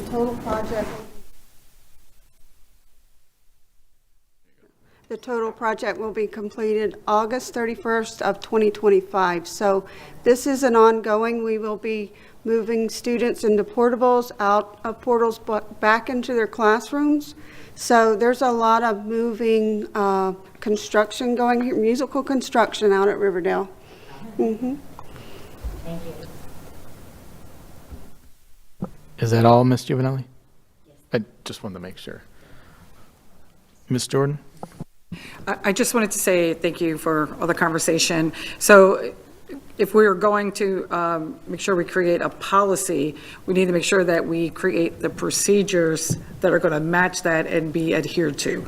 Because a lot of times we have the back of the room documents that we use just for work purposes, but I believe that we need to make sure that those documents, whatever they are, matches what the policy is and we adhere to it. Because even when I'm looking at the timeline, and I did rewatch the audit committee meeting with RSM, when you look at them, there's a lot of, from 2019 to 2021, where we didn't even see anything. So when you have those, like Dr. Savage said, those gaps in years, there was quite a few years that there was like gaps and gaps, and now we're here 2024, everything will be finished in 2025. And as far as we are concerned, that is the inclusive cost. There are no other costs going out for this project, correct? And it will be coming, maybe money coming back, but nothing more going out, correct? Unless there's unforeseen circumstances, Tina and her team have done a good job with the contingency to mitigate that. I mean, we constantly find rotted pipes. We found the electrical lines feeding the entire school, direct burial, not in conduit. We replaced that. There's so much, but no, we believe that we're going to do it for the 108. I don't see us having to come back unless there's something catastrophic. Bear in mind, though, you're going to see this on, you have 40% of your buildings are aging out by 2030. When we did Dunbar High and we did Cape High, any school that goes through a major renovation is not a fun time. It's a lot of hardship on the principals and the learning environment, dust, noise, constantly shifting people around. And it's as expensive today as it is for new construction. To give you an example, just to move teachers' belongings around at the Riverdale project is $500,000. That's little furniture guide movers with cardboard boxes. Franklin Parks, it was $250,000 to go from the portables over to their new building, load them in. So renovation is not cheap, and it's hard, and it's difficult, and now it costs the same as new square footage, sadly. No, thank you, I appreciate it, and that's correct. So when we know that in renovation, if you break open a wall, you have no idea what you're going to find, and then that could be added cost. So I do appreciate all your work and respect everything that you all do. Thank you. If I may, Ms. Jordan, just share a thought regarding one of your comments. I want to make clear I was not part of the renovation process initially, but because I'm on board now with the district and I support these team members, I wanted to make it clear that it was not their directive or their decision to not provide information and updates to the board. That was a directive that came from senior leadership. Oh, no, I'm very much aware of that. Yes, no, and I appreciate that, because I actually, even if he's up there 5 seconds telling us something, I'd rather that take place and have information versus not having that information. So, no, I do understand that. So thank you. Anyone? Go ahead. Ms. Morgan, did you have? So I'm just going to add, Dr. Savage was head of operations, and Dr. Savage was the superintendent during this period of time. So just saying. I'm happy to respond. So just to clarify, obviously it's a significant period of time. The period of time where Scott and his team were no longer addressing the board was actually not during the time period that I was superintendent, and it's very clearly outlined. RSM uncovered that, so rather than just let that kind of be entered in the record as if that's a truth, that's actually not true. I was in the chief strategy role when the capital operations ceased. I was not privy to why they ceased. I can't answer that. As I told the audit committee when asked, I don't have the answer to that question as to what the rationale is to why, because that process was put in place after Bonita High School to ensure that the board members were given frequent communication. Dr. Atkins implemented that with Mr. Rickenbacker, and I continued to have that as it was well documented. The time where it was blacked out, where there was no more board communication, that ceased, was from June 28th, 2022. Again, the next time that it came for a board vote was February 9th, 2023. That was entirely during a different administration. So I will leave it at that. That is when that ceased. So that's not accurate. Anyone else before I give my comments and questions? Ms. Langford Fleming? Thank you for that clarification, Dr. Savage. While we were going through this PowerPoint, when you reiterated in a quicker way than what was explained, I was happy that you pointed out that big gap of time, because somehow, some way, the ball was dropped then. I've been out to Riverdale myself. Sorry I didn't make an announcement that I was going out there. I was out there watching some baseball games. All summer long, our high schools are utilized to help in a big perfect game tournament. So I don't know if the board knows that or not, but all through the summer, there are baseball teams from all over the country using our facilities, and I think that's a great honor. I'd be remiss not to say thank you to Mr. Cook for allowing things like that to happen on your facility during that time. It was a very safe environment, I noticed, because of course I was worried about the construction with people from Tennessee, Georgia, Minnesota, New York, and all over the place. So you are right when you're talking about musical chairs or musical equipment. When one teacher or a handful of teachers is asked to move over the summer, and they willingly do so, that's extra time that teacher has to take that other teachers don't. So to multiply that by how many staff members are having to do that at Riverdale, along with administration, I just want to publicly say thank you for being patient. And I know those teachers are probably showing up as soon as they're allowed in the building, and you're probably having to kick them out at night. So I just wanted to say thank you, and thank you to the team for continuing to update us through this project.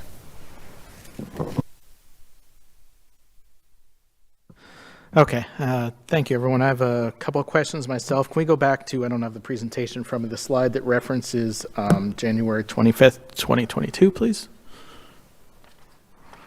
Okay. There we go. Okay, what was I'm still trying to get a little bit of clarification, I apologize. What was the genesis of the phase split that was different on this? It indicates about the phase 2 components, the multiple. Well, if you start out and you look at the very, very beginning, and you go all the way back to the project request, you have various phases of not complete work scope. This is all part of that planning when Ms. Ebal was out there working with the principal and working with maintenance and so forth, developing it. You go to the next that was presented to the superintendent's cabinet, option D. Even in option D, you don't have all that interior and infrastructure replacement. You have a new gym, you have a new science building, you have the old gym being reconditioned into multi-purpose space, things of that nature. But you don't have the full sprinkler in the building. You don't have all the mechanical upgrades, the plumbing, the massive site for the parking, the massive 50-inch drainage pipe, and relocating water retainage. In order to keep 2025 as a feasible date, we had to break apart our drawing submission. There was no way the architect was going to be able to detail in that extra $1 million you see when it came forward to the design in phase 1 and have a complete 100% biddable set of documents ready and maintain the project. So it was decided to split it into the 2 phases, one being the foundation and the structure for the gym and the science building and all of the parking and the drainage issues that occurred in there, while they continue to detail and draw what we call the phase 2B drawings, which was all the interior renovations and so forth. So that's where basically two GMPs had to be bid out with vendors. And again, as I mentioned before, I could have waited, told our operations division and the school board that no, it won't be open until August of 26, but that comes at a price. You know, we have a similar situation at the Veterans Park Academy for the Arts. I don't want to convolute schools, but it followed that same master planning process, and there were so many cooks in the kitchen, and that thing's changed, mega school, non-mega school, back and forth, split it up, rename.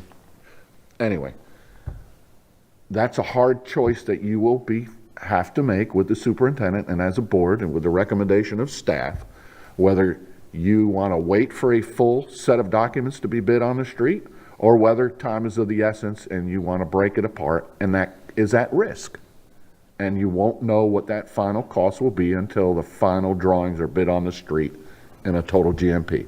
That needs to be your decision. But I think staff needs to provide that recommendation on what they feel is the best way to move forward for you as a board. Okay, I just wanted to clarify. I appreciate that. Other thing, without going too far down the rabbit hole, was option D, when the board selected, was that the most aggressive option for Riverdale, if we recall? It was the most expensive one. Myself and Tina, we had recommended option B. It wasn't a popular option. The classroom space I needed to build, basically, I would have put the cafeteria in the old gym. I would have taken the old cafeteria, turned that into science, since I had to rip all the piping up in there anyway.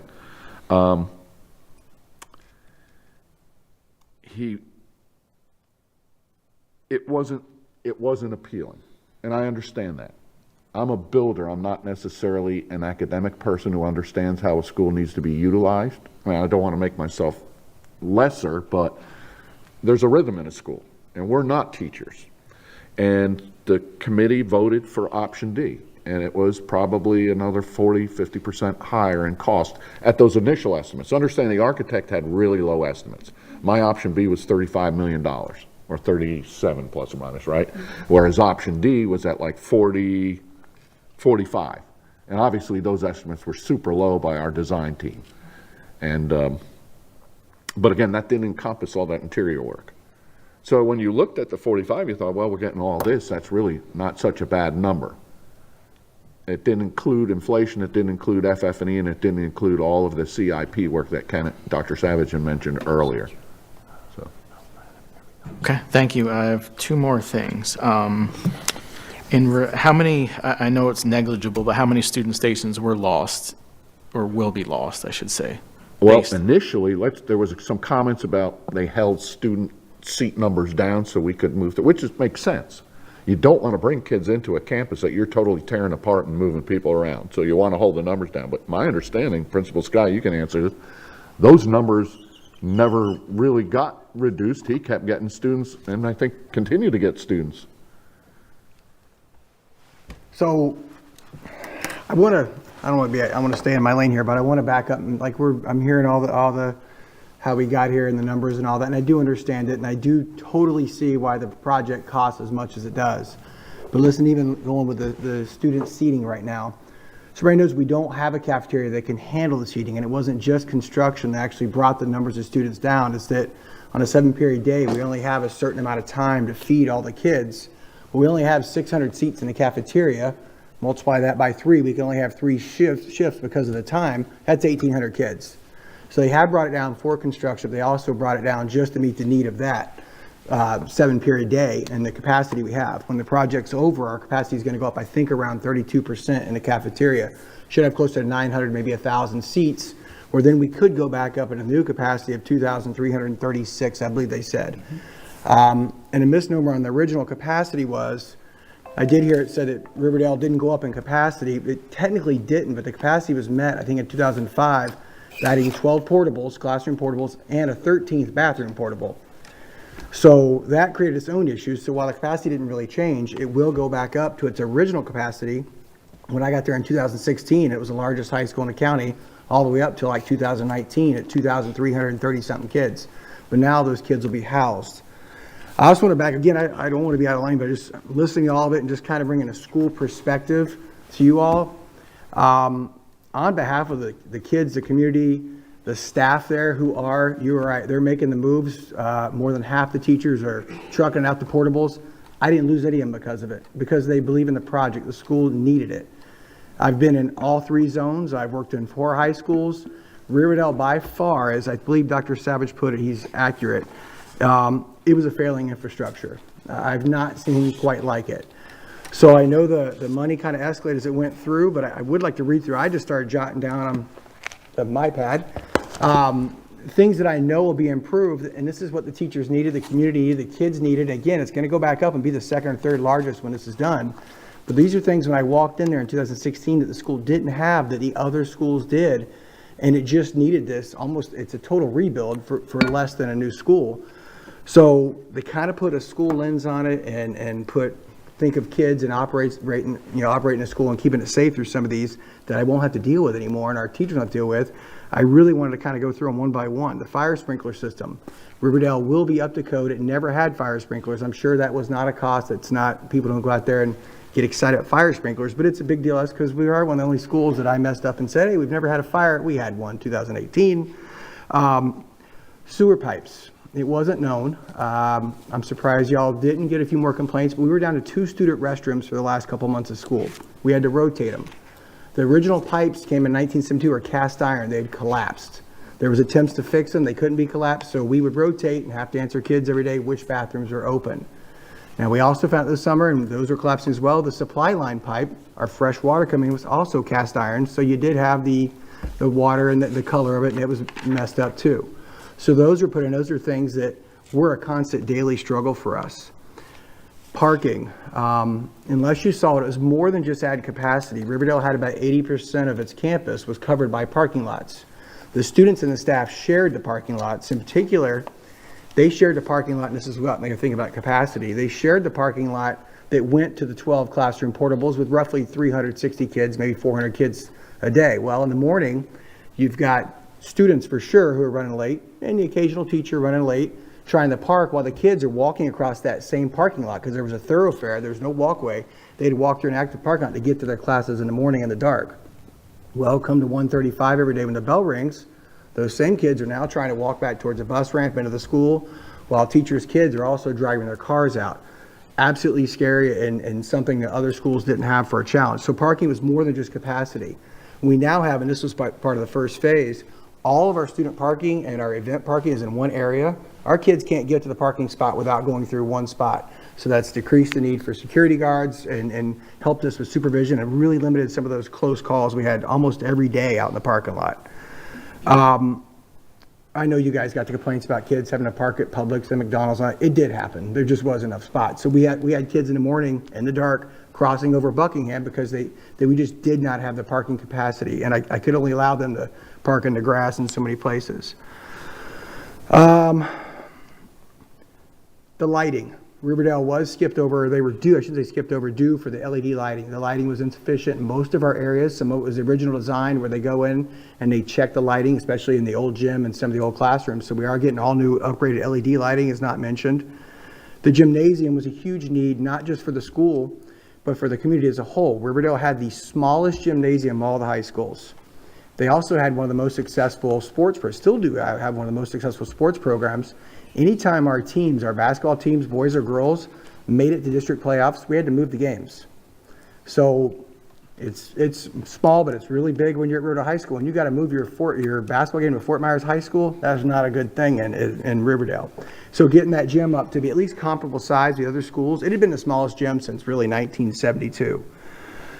The restrooms, I hit on that, but they also, there were the restrooms, while we had a 2,332 seat capacity with those portables, we still had the original restrooms with only 2 of them working to end to meet that need. So those were 1972 style restrooms. The HVAC system getting all renovated. So little known is Riverdale is on an open plenum system. I haven't heard this said, but this is costing a lot of money to the project too. So right now, the fresh air that we have, we did get new chillers with this. I got new chillers, I think in 2016 when I came in, but all that air is just blown into the attic space. You have 4 to 6 feet of attic space with no ductwork. It blows around out there with 52 years of, it just blows around there and then it comes down the vents. There were no air handlers that actually controlled it all the way. So you had cold spots, hot spots, and we did have some major air quality issues that cost a lot of money to come in and fix as needed. So that is a huge improvement that the teachers are really happy about. Just the air quality improvements. The ADA capacity, our school, I remember going through this, we have doors that weren't ADA compliant. Those all had to be fixed in this. And again, that doesn't make the news, but that's a huge thing, not having access for kids. We had to have custom science tables built because the 1972 labs never been renovated, had to have seating for our students in our wheelchairs. Inefficient design. Riverdale was the only school built like that in the county. And we had, I believe, out of the 640,000 square feet, the majority of it was in the hallways and the walkways. We had less classroom space than we did walking space. So it was just the way it was designed to be an outdoor open school. We still have, when it's done, we had classrooms where students had to walk through a classroom to get to their classroom. Didn't matter if a teacher was teaching, that was still going on. So just the inefficient use of space, the carpeting needed for that, and the interruptions in classroom are gone. Drainage, we lucked out in Ian, but in Hurricane Irma, it did flood. The whole front part of the school is getting renovated. We didn't have the proper drainage, went underwater and caused a ton of damage just because we didn't have proper drainage or it hadn't been done. So that's the underground piping that I got to see it. It was out by a baseball right across the field. But that corrects all those issues where we lost all that. We added academies, something Riverdale hasn't had. We do have a culinary academy that was kind of a makeshift thing, so we'll have a new one of those. We also now are able to offer a childcare academy. We're not going to copy Fort Myers High. It'll be very similar to theirs, though, to offer daycare for our teachers. Original request that we're going to get is safety. Single point entry of the school. It's going to take a little bit longer to get there, but all the outside doors will be taken out. We'll have a true single point. At one time, there was a report I had to fill out, and I was new at Riverdale, and they asked, how many doors open up to the outside? It was 86 classroom doors open to the outside. And in today's world, you can't have 86 outside doors opening up to the outside. Huge issues that all of this that doesn't really get talked about, and I know the numbers have got here, but you guys are getting what you supported and what you paid for. So I wanted to kind of back up and just on behalf of everybody there, thank you. Thank you for the kids going through there. I know it's been a process and I've paid really close attention. I've learned a lot out of it, how we got there, but it is going to be a like new school. And as Dr. Savage talked about cars, you're fixing up a classic with all the modern events. It's still going to be a unique school with a unique footprint. But these were everyday safety needs. There's no frills here. These are just safety needs and the basic needs that the community and the kids have been wanting for years. That Riverdale just is very happy for. You're going to see a lot of inspiration. We have a media event tomorrow. I think you're going to get a lot of positive feedback regardless of the road that we got here. It was money well spent, and thank you guys for your support with it on behalf of everybody at Riverdale. Principal Cook, thank you. My next question was going to actually ask you about what your thoughts on the project were, so you beat me to that. I appreciate that. Real quick, one last thing, as long as the board doesn't have an objection, I can ask more than one question. And Mr. Rickenbacker, the student station question was just based on something I'd seen in the slide that was about it being that. Mr. Fisher? It's mentioned multiple times about FF&E, furniture, fixtures, and equipment not being in some of the estimates. Was it because the drawings and everything else weren't complete? Is that why we didn't have estimates, or? No, our architects normally and our construction managers don't provide those 30, 60, 90% estimates with FF&E. We do that internally. So that was an estimate, raw estimate that came from our architect, and we were just pointing out to you that that number that you see did not have FF&E components into it, which can add like another 15 to 20% to the cost of the project. Okay, thank you, sir. Ms. Juvenelli? So I was going to actually mention that. So when Riverdale opened, it was, there was doors that came in from the outside, but they went to only outside. They didn't go to another classroom. Everything was, the actual cafeteria was a huge open room concept. Like, I actually kind of liked it. But we did not have doors on our classrooms. And the entrance was not even, it was a huge entrance. So I think it's a unique, you're right, it's a unique footprint, and it's really important to point out that the safety aspect, that's why the changes happened. Even the renovation, I don't even know how many years ago that was, but to try to they started it. So it is important that this school is very unique, all brick.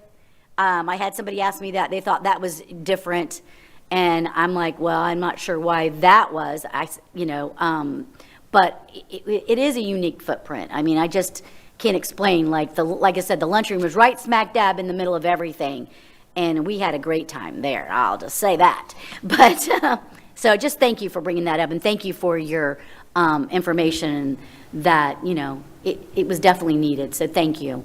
Okay. Mr. Fisher, if I may.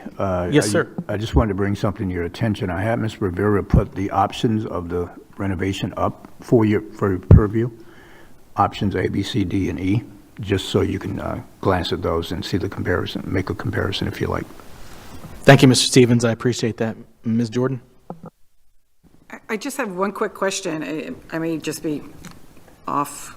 When you spoke about the water lines, they were not PVC. Cast iron, thank you. All cast iron, and there was a Yes, point in time. so did the insurance pay for the replacement of the cast iron pipes? Insurance doesn't pay for But failure they of do a product over time. They do in your homes? Pardon me? They do in homes, though, correct? No. When pipe rots, pipe rots.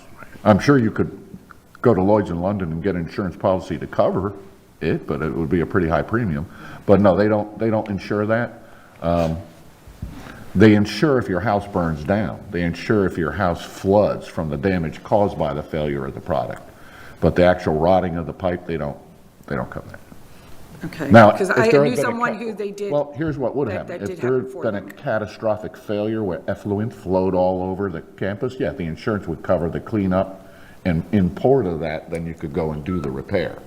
But the entire lines have rotted away. Right. So, Okay, thank you.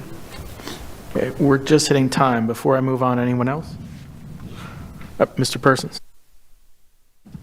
I just want to say thank you for all you've done out there. It's a huge undertaking. You know, I love watching those Flip This House and everything else where they're doing renovations. And every single show is interesting because they find stuff that they had no idea that was going to be there. You know, and I'm sure that's what happens on something of this scale. So thank you. I'm going to leave you with this. My father, who was a professional engineer, his statement to me was always, you can't polish a turd. And the fact is that when you got old buildings, and I know it's on TV, Tina's mortified, you've got to expect the cost is going to be expensive. So with that, thank you. Thank you, everyone. I appreciate it. Thank you for your presentation. It was really appreciated. Now, at this point, we're going to move on to item number 3, which is agenda review. Whenever you're ready, Dr. Savage. Yeah, yes. Always grateful for the entire team there. Really appreciate everyone's comments. That's why we brought the whole team together, though we could have probably done without the last comment, Mr. Reckenbacher. That said, we're going to go right into board member questions. So there are a substantial number of questions here, so I'm just going to read each question, and then I'll just kind of address it each one. And then thanks to our staff who also were helping to provide written responses here. So the first question came in on item H2, approval of the 24-25 School District of Lee County Mental Health Assistance Allocation Plan. And the question was, please advise, what are the changes that will take place in the schools versus what we've been doing? So what this provides for is 7 additional licensed mental health professionals added to the schools, which increases the access to mental health counseling. That increases our number from 50 to 57. We also hired 3, but we're still looking for the extra 4. The next question, what are the exact changes at the school level that will take place? Well, K-8s will now have a full-time licensed clinical mental health professional here. High schools will maintain a full-time LMHP, and none will need to share anymore. Elementary and middle will have increased days of the LMHP coverage to be determined when the year starts, and the need is assessed. Currently, those 2 groups are either at 2 or 3 days. So based on the need, some may increase by 1 or 3 days. Calusa Middle, for example, will move from 2 days to 5, and so forth based on need. Next question, will there be additional mental health staffing? Yes, the 7. So that addresses those. H25, approval of the 24-25 Title IX Part A grant, which is the Education of Homeless Children and Youth Grant. The question was, how many homeless students do we have starting in 24-25 school year, and what was the population last year? Last year, our number was we ended at 2,954. The breakup by level for pre-K was 79 students. For kindergarten through 5th grade, elementary age, that's 1,353 students. In grades 6 through 8 was 646 students, and in grades 9 through 12, 876. 11 of that student number did not have a grade identified. This is relevant because currently in fiscal year 24-25, we're at 712, but it will grow rapidly as the year progresses because we need to recertify all families, and that's required by federal law, the McKinney-Vento Act. This process starts actually as soon as the year begins. All right, the next question, how long have the 2 coordinator and secretary positions been in place, and have they been the same 2 employees? So it is a half of a position coordinator funded, and that's actually funds Paul Milford. His other half actually comes from the district funding, and he is continuing in that capacity. The secretarial position is currently vacant, but has been alternatively staffed for almost half a year. It actually was, Pat Wesseman was previously in the position, but went out and then resigned. So we are currently interviewing for that position presently. Item J1, which was the approval to adopt and revise job descriptions for academic services, executive services, infrastructure division. And the question was, at the time of publication, no administrative appointments were posted. In the event administrative appointments were posted and processed per the HR protocol, please provide the rationale. So yes, absolutely. Normally, we do like to post them 7 days prior. Obviously, we held off just until that Friday evening. As I mentioned, the board member one-to-ones, we were waiting on the last principal position for Harns Marsh Elementary, which we knew was an interview. So we wanted to make sure we had that. Obviously, for the start of school being critical for us, we wanted to make sure we had that name to you all. And then, of course, when that name came forward, we texted you all, and then we posted. So the next item was item J6, which was the approval of the grant amendment number 1 for computer science teacher certification for 23-24. The question was, due to a lower than expected number of participants, an amendment is required to reallocate funds, this is a quote, to support additional professional learning opportunities. So then what is the amount of the funds being reallocated? Well, the total amount of the funds being reallocated is $23,000. So the second part of that question, how many teachers exercise this opportunity for the additional professional development training and bonus? Well, for us, it was 68 teachers that were actually budgeted to engage in the professional learning. Of that, 63 teachers engaged in the computer science professional learning. Overall, 52 teachers completed the coursework and received an incentive of the $3,000. So the next question part of that was, what was the expectation shortfall? Well, the expected shortfall then came from less teachers than expected engaging in and completing the computer science professional learning. Additionally, the vendor offered a bundled discount for the professional learning services. So how many teachers were offered this professional development was the last part of that question, and all teachers in the district were offered this professional development opportunity via the Monday professional development notifications email, which has the full listing of courses and so forth. Item M2, the approval of the designated school bus routes for the 24-25 school year. So the first part of this question was, are all the bus routes filled in each zone? No, but the West and Leonard compounds had every route bidded on for the 24-25 school year. So at least they did get a bid for every single one of those in West and Leonard. Where do we have the greatest need for drivers? Right now, the greatest need is in the South Zone, where there were 47 routes that were left open following bidding last week. Of course, that's due to our bus driver shortage. That's pretty well documented for us. So which zones?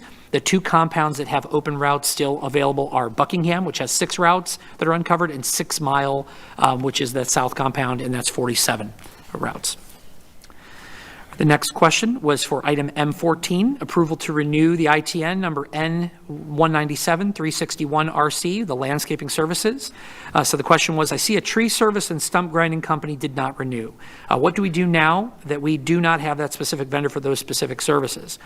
The response on this, actually, I'll go ahead and just break this up here. So on the existing bid, there are 2 additional vendors that can continue to provide those services to the district. So there are 2 additional ones that can do that.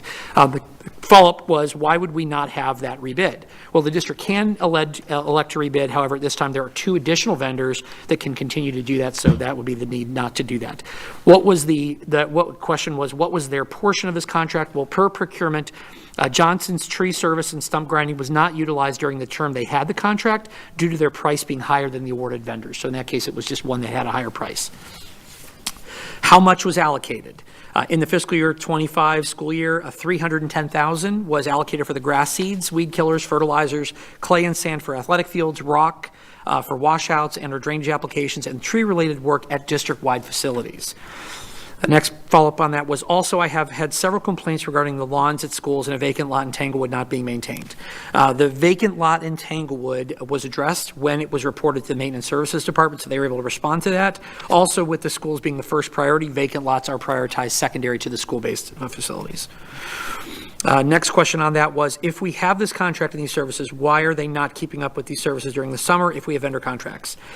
So the answer is that contractors are used on an as-needed basis, and it's typically for services related to like the tree trimming and or removal work for those trees. Both the schools and the maintenance department are actually doing their best to recruit and hire for sites workers. In some cases that is centralized, in most cases, but also there are some schools specifically that have it. In the maintenance department, there are 5 site worker positions that need to be filled. So when you have those type of vacancies, unfortunately, it does result in the delay on the implementation of that service. Next follow-up with that was, do we not have staff hired at schools to do the service? High school presently is the only level that has site worker positions that assist with mowing on campuses. Elementary and middle schools do not have site workers, and their mowing services are performed by maintenance department staff members on a periodic schedule. I will say that historically, in some cases, like when I was a principal, I would sometimes go into a partial funded position. So I was like a K-8 that had a significant amount of outdoor grounds. We would potentially share another site's worker position that I'd fund a piece of it, that we could do those things as well. But presently, the high schools where they have that, where they have the grounds that really need that. And again, this follow-up on that same item, the grass grows very fast in Florida summers. Do we not have a maintenance department keeping track of what landscaping needs for schools? So again, maintenance department does have mowing schedules. They have developed for elementary, middle. At the high schools have those sites workers that mow their campus. Bush and shrub maintenance, landscaping, and beautification work is funded by schools and performed by site-based personnel. This, of course, excludes some of the athletic, which is more complicated. That has, in some cases, municipal arrangements as well as more specific crews and whatnot.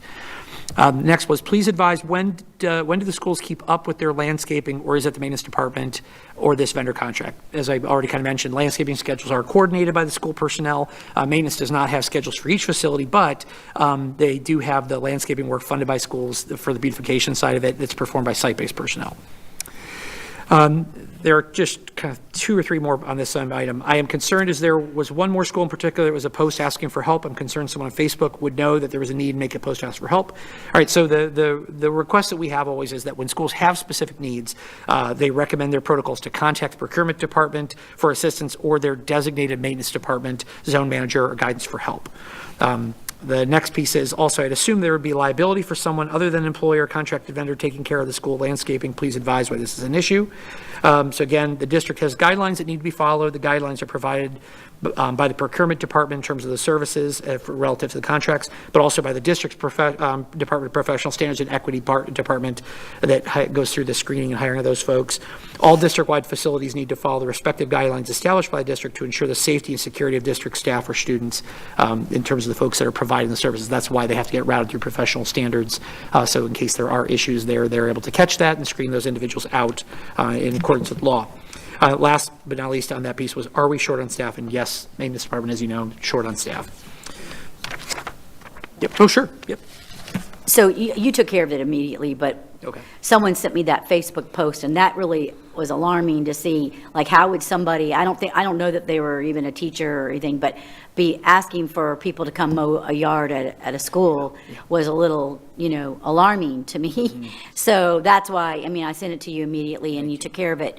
But how would somebody know that, somebody had to say something for somebody to know that the school needed mowing, I think, and asking for help, so I just think that's important that principals are aware of something like that. I don't know, it was a little bit, like I said, alarming, because I know there'd be liability in it.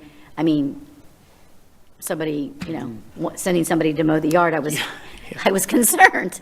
So, thank you. My pleasure. And it's a fair comment. I will just say that in general, anytime procedural elements come forward, it's really important. We want our schools to be aware of the procedures that we utilize, as well as, because it is a partnership with maintenance. There's sometimes folks don't know, and it's well-intentioned, but they don't necessarily even understand the laws that are beholden to it. So we definitely want people to be aware of our standard operating procedures.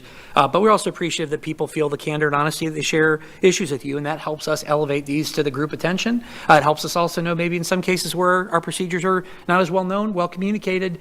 So I have no problem with the board members bringing through any of those issues, and thank you so much for routing those to us so we have a chance, because I personally didn't fix it, I can assure you, but I have just wonderful staff who certainly did help. I'm sorry, I didn't know if there was a question. Ms. Jordan had a question.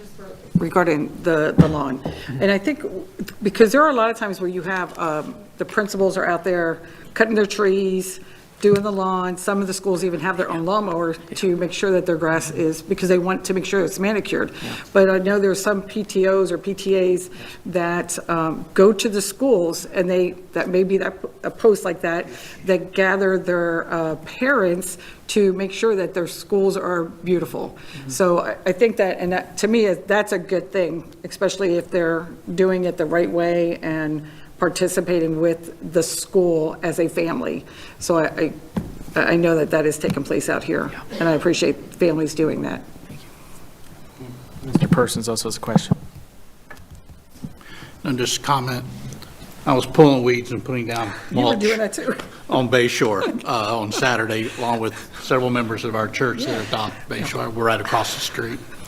So it's a good time. I mean, I think there's a lot of community help that comes in, especially right before school, in addition to backpacks and everything else they do. Well, now that you say that, last summer, me and my grandkids went, because Next Level adopts villas, and we went and pulled weeds. It about killed us because it was, I don't know, 110 degrees last summer. But, and they're still continuing that. I just haven't been able to work out a Saturday. But, and I understand that, but they didn't, the posting on Facebook is and then the perception of the community saying, oh my gosh, Lee County's not mowing their yards, and this is summer, we know how fast grass grows, you know what I mean? It's that perception and that we have to we don't want people thinking that we're not mowing the yards, and what staff is doing. So it's that perception that I was concerned over. Thank you. Go ahead, Dr. All right, Savage, very please. good. I know we're over time, so I'll try to go quickly. We have a number more questions here. M16, approval to increase expenditures for the plumbing repair services. So the question was, the $700,000 increase is requested due to additional services need to cover staff shortages. Please advise the why and explain the additional increase of the $700,000 for additional services staff shortages. So the first sub-question of that was, where are the staff shortages? Well, since December 2023, there have been multiple turnovers in the maintenance department, specifically the plumbing department. Because of the turnover, maintenance department has utilized outside contractors as additional bandwidth to keep up with the needs of district-wide facilities, thus the need to increase the bid to fulfill the work requests of those facilities. The question was, the $500,000 is for materials and additional labor. So yes, the $500,000 is for work, including materials and labor. What are the anticipated projects? Per the board agenda, the two specific projects are as follows, and it's listed here: $150,000 for North Fort Myers Academy for the Arts, which is the repipe work, $50,000 for the Southwest Florida Public Service Academy repipe work, and then the remaining of that is day-to-day funds used on an as-needed basis, driven by service requests throughout the district-wide facilities, which is pretty customary for all of those types of jobs that we have there. The two projects mentioned, is that just labor? The two projects listed are for turnkey materials and labor. Help me understand the substantial increase without detailed project information. Well, the request is for the two projects that were listed and for the day-to-day work that's done on a as-needed basis. Could we offset this increase by hiring more staff? Yes, we could, but multiple plumbing positions have been advertised and they are still unfilled. So this allows us to meet that need while those positions filled. If that would be, then it diminishes the need. So you have the dollar value to expend if you need it, but you don't need it if you're able to hire and fulfill those folks. But it's, let's say we never get those folks. This allows us to continue to meet those needs for the schools that obviously need plumbing assistance when they need it. M17, the approval to increase the Phase 1 project pre-construction budget estimate for the Innovation Pre-K school. The question was, approval is being requested to increase the Phase 1 pre-construction budget in the amount of $1 million for additional wetland mitigation services for the Innovation Pre-K-8 school. This increase will bring the total Phase 1 pre-construction budget to $8,370,667. On March 5th, 2024, the board approved the Phase 1 pre-construction budget estimate pre-K for the amount of $7 million and so forth. This amount included fees for architect, building official, construction management services, along with owner contingency and so forth. So the sub-question is the Phase 1 estimate for this school significantly greater than that for other new school proposals? No, it is not significantly different. All the new projects are realizing inflationary factors and increases to vendor fees. The next question, part of that was, is the school scheduled for construction before the 2018 sales tax referendum expires? The Innovation School currently is scheduled for substantial completion on April 13th, 2028, pending Army Corps approvals, and the tax, we believe, is expended by 2028. Has this already been expended? No mitigation funds have been expended to date. When was this first determined? This is an additional $1 million in the initial Phase 1 board funding approval. The civil engineer estimated a wetland impact with a mitigation cost factor of $1 million to buy mitigation credits. Once the Phase 1 design began field walks with the agencies who determined the wetland actual boundaries, a significant increase requiring mitigation was determined. The additional ask for $1 million is the civil engineer's estimate to purchase mitigation credits based on the revised wetland scope being affected. Total mitigation is estimated to be $2 million at this point. Will this delay the school any longer? No, it will not delay the school build. It represents the additional funding needed to buy mitigation credits to offset the impact of development. When did we start this project? The board approved the Phase 1 on March 5th, 2024. The notice to proceed to design team was issued on March 26th, 2024. And the last part of that was, I believe it was with the old board, please advise, the Innovation K project has been discussed in multiple board presentations and documents since 2018. The current form and estimates of the project were presented to the current board on August 16th, 2023, December 5th, 2023, January 9th, 2024, and then again, most recently, June 26, 24, as part of the capital plan. That concludes the questions and answers that I've received. Thank you, Dr. Savage. And the additional follow-up questions in regards to tonight's agenda from any board member? Okay, seeing none, we're going to move on to good of the order. This will be a little confusing for me right now. We'll start with Ms. Morgan at that end, please. Good of the order, okay, so,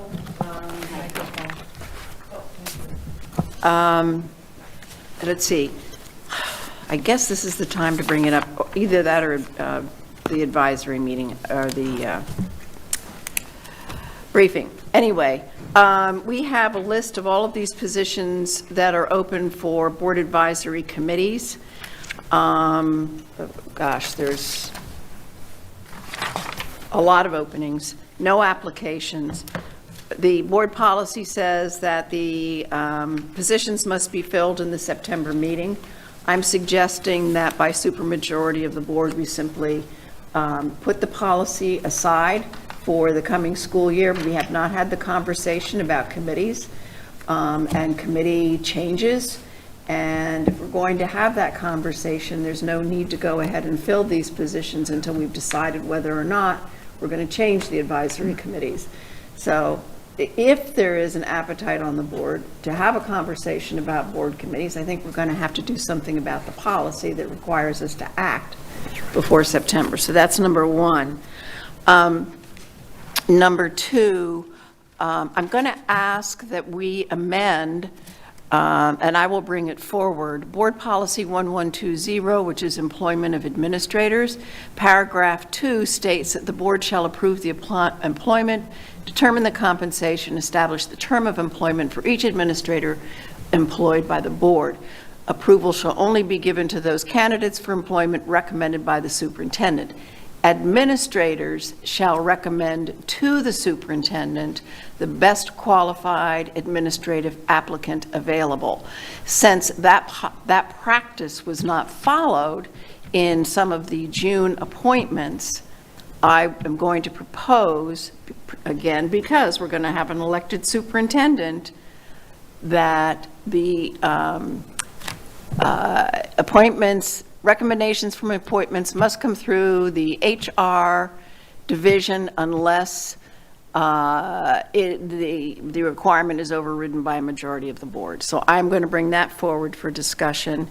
And then I'm also going to ask, I made a recommendation that the audit recommendations be incorporated in policy, but I didn't hear whether or not other board members agreed with that or not, and whether we were going to give direction on that to the board attorney. Yes, ma'am. Ms. Chairman? Proceed, Board. So that is something that we're already working on. We had some investigation or reviews in terms of how we can strengthen our policies relating to purchasing and construction. So we will be working on that, and that is something that we're already addressing. Ms. Morgan? Okay, thank you very much. Those are my good of the order. Thank you. Ms. Morgan, for a point of clarification, are you going to be bringing, in regards to the committees and in regards to the amendment on the policy, will that be tonight? Okay, thank you. Okay, thank you, Ms. Morgan. Appreciate it. Ms. Jordan?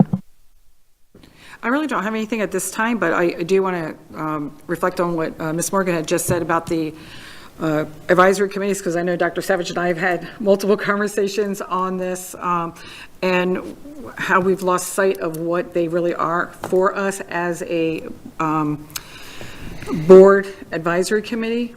So I would love to have conversation, and I know that Dr. Savage had stated that we would bring that up. So before appointing people to that, I think that conversation needs to happen as well. So thank you. Mr. Persons?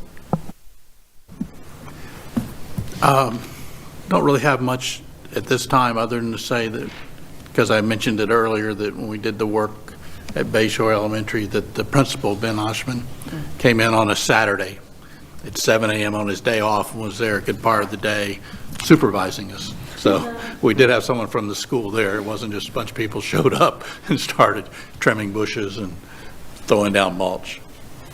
That's all. Thank you, Mr. Persons. Next is Ms. Langford Fleming. I don't have anything for good of the order, but I do have a request that in the coming, I guess it's for a workshop, but I would love to have a briefing and it to be something that the public can listen to on the new protocols that just passed the FSBA and the FHSAA regarding NIL, name, image, likeness. Ms. Juvenelli? I don't have anything either. Thank you. I don't have anything at this moment either, but I would be in agreement about discussing committees in the future. So, Attorney Dupree Bruno. I don't have anything, thank you. Dr. Savage?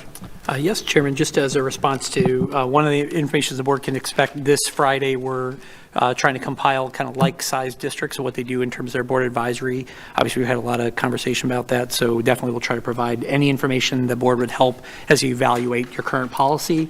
And also during the transitional year where we are kind of having a new elected superintendent as well as some new board members and so forth. So we're happy to bring any information that would help board members in your deliberations regarding the function and utilization of those committees. We also, I'm meeting with some staff this week actually discussing related to the name, image, likeness. So certainly I can, I think it's a very fair thing that's something our public's probably very interested in as well to know. So we'll get something scheduled right away on that. Thank you. Thank you. That all, Dr. Savage? Thank you. We have a busy rest of our night, team, so we will have a board briefing at 3 o'clock in a few minutes, the board special meeting at 5:05 p.m., followed by the board action meeting at 6 o'clock tonight. At this point, having no other business come before this body and seeing no objection, this meeting is adjourned. The time is 2:41 p.m. See you all in a few minutes. Thank you.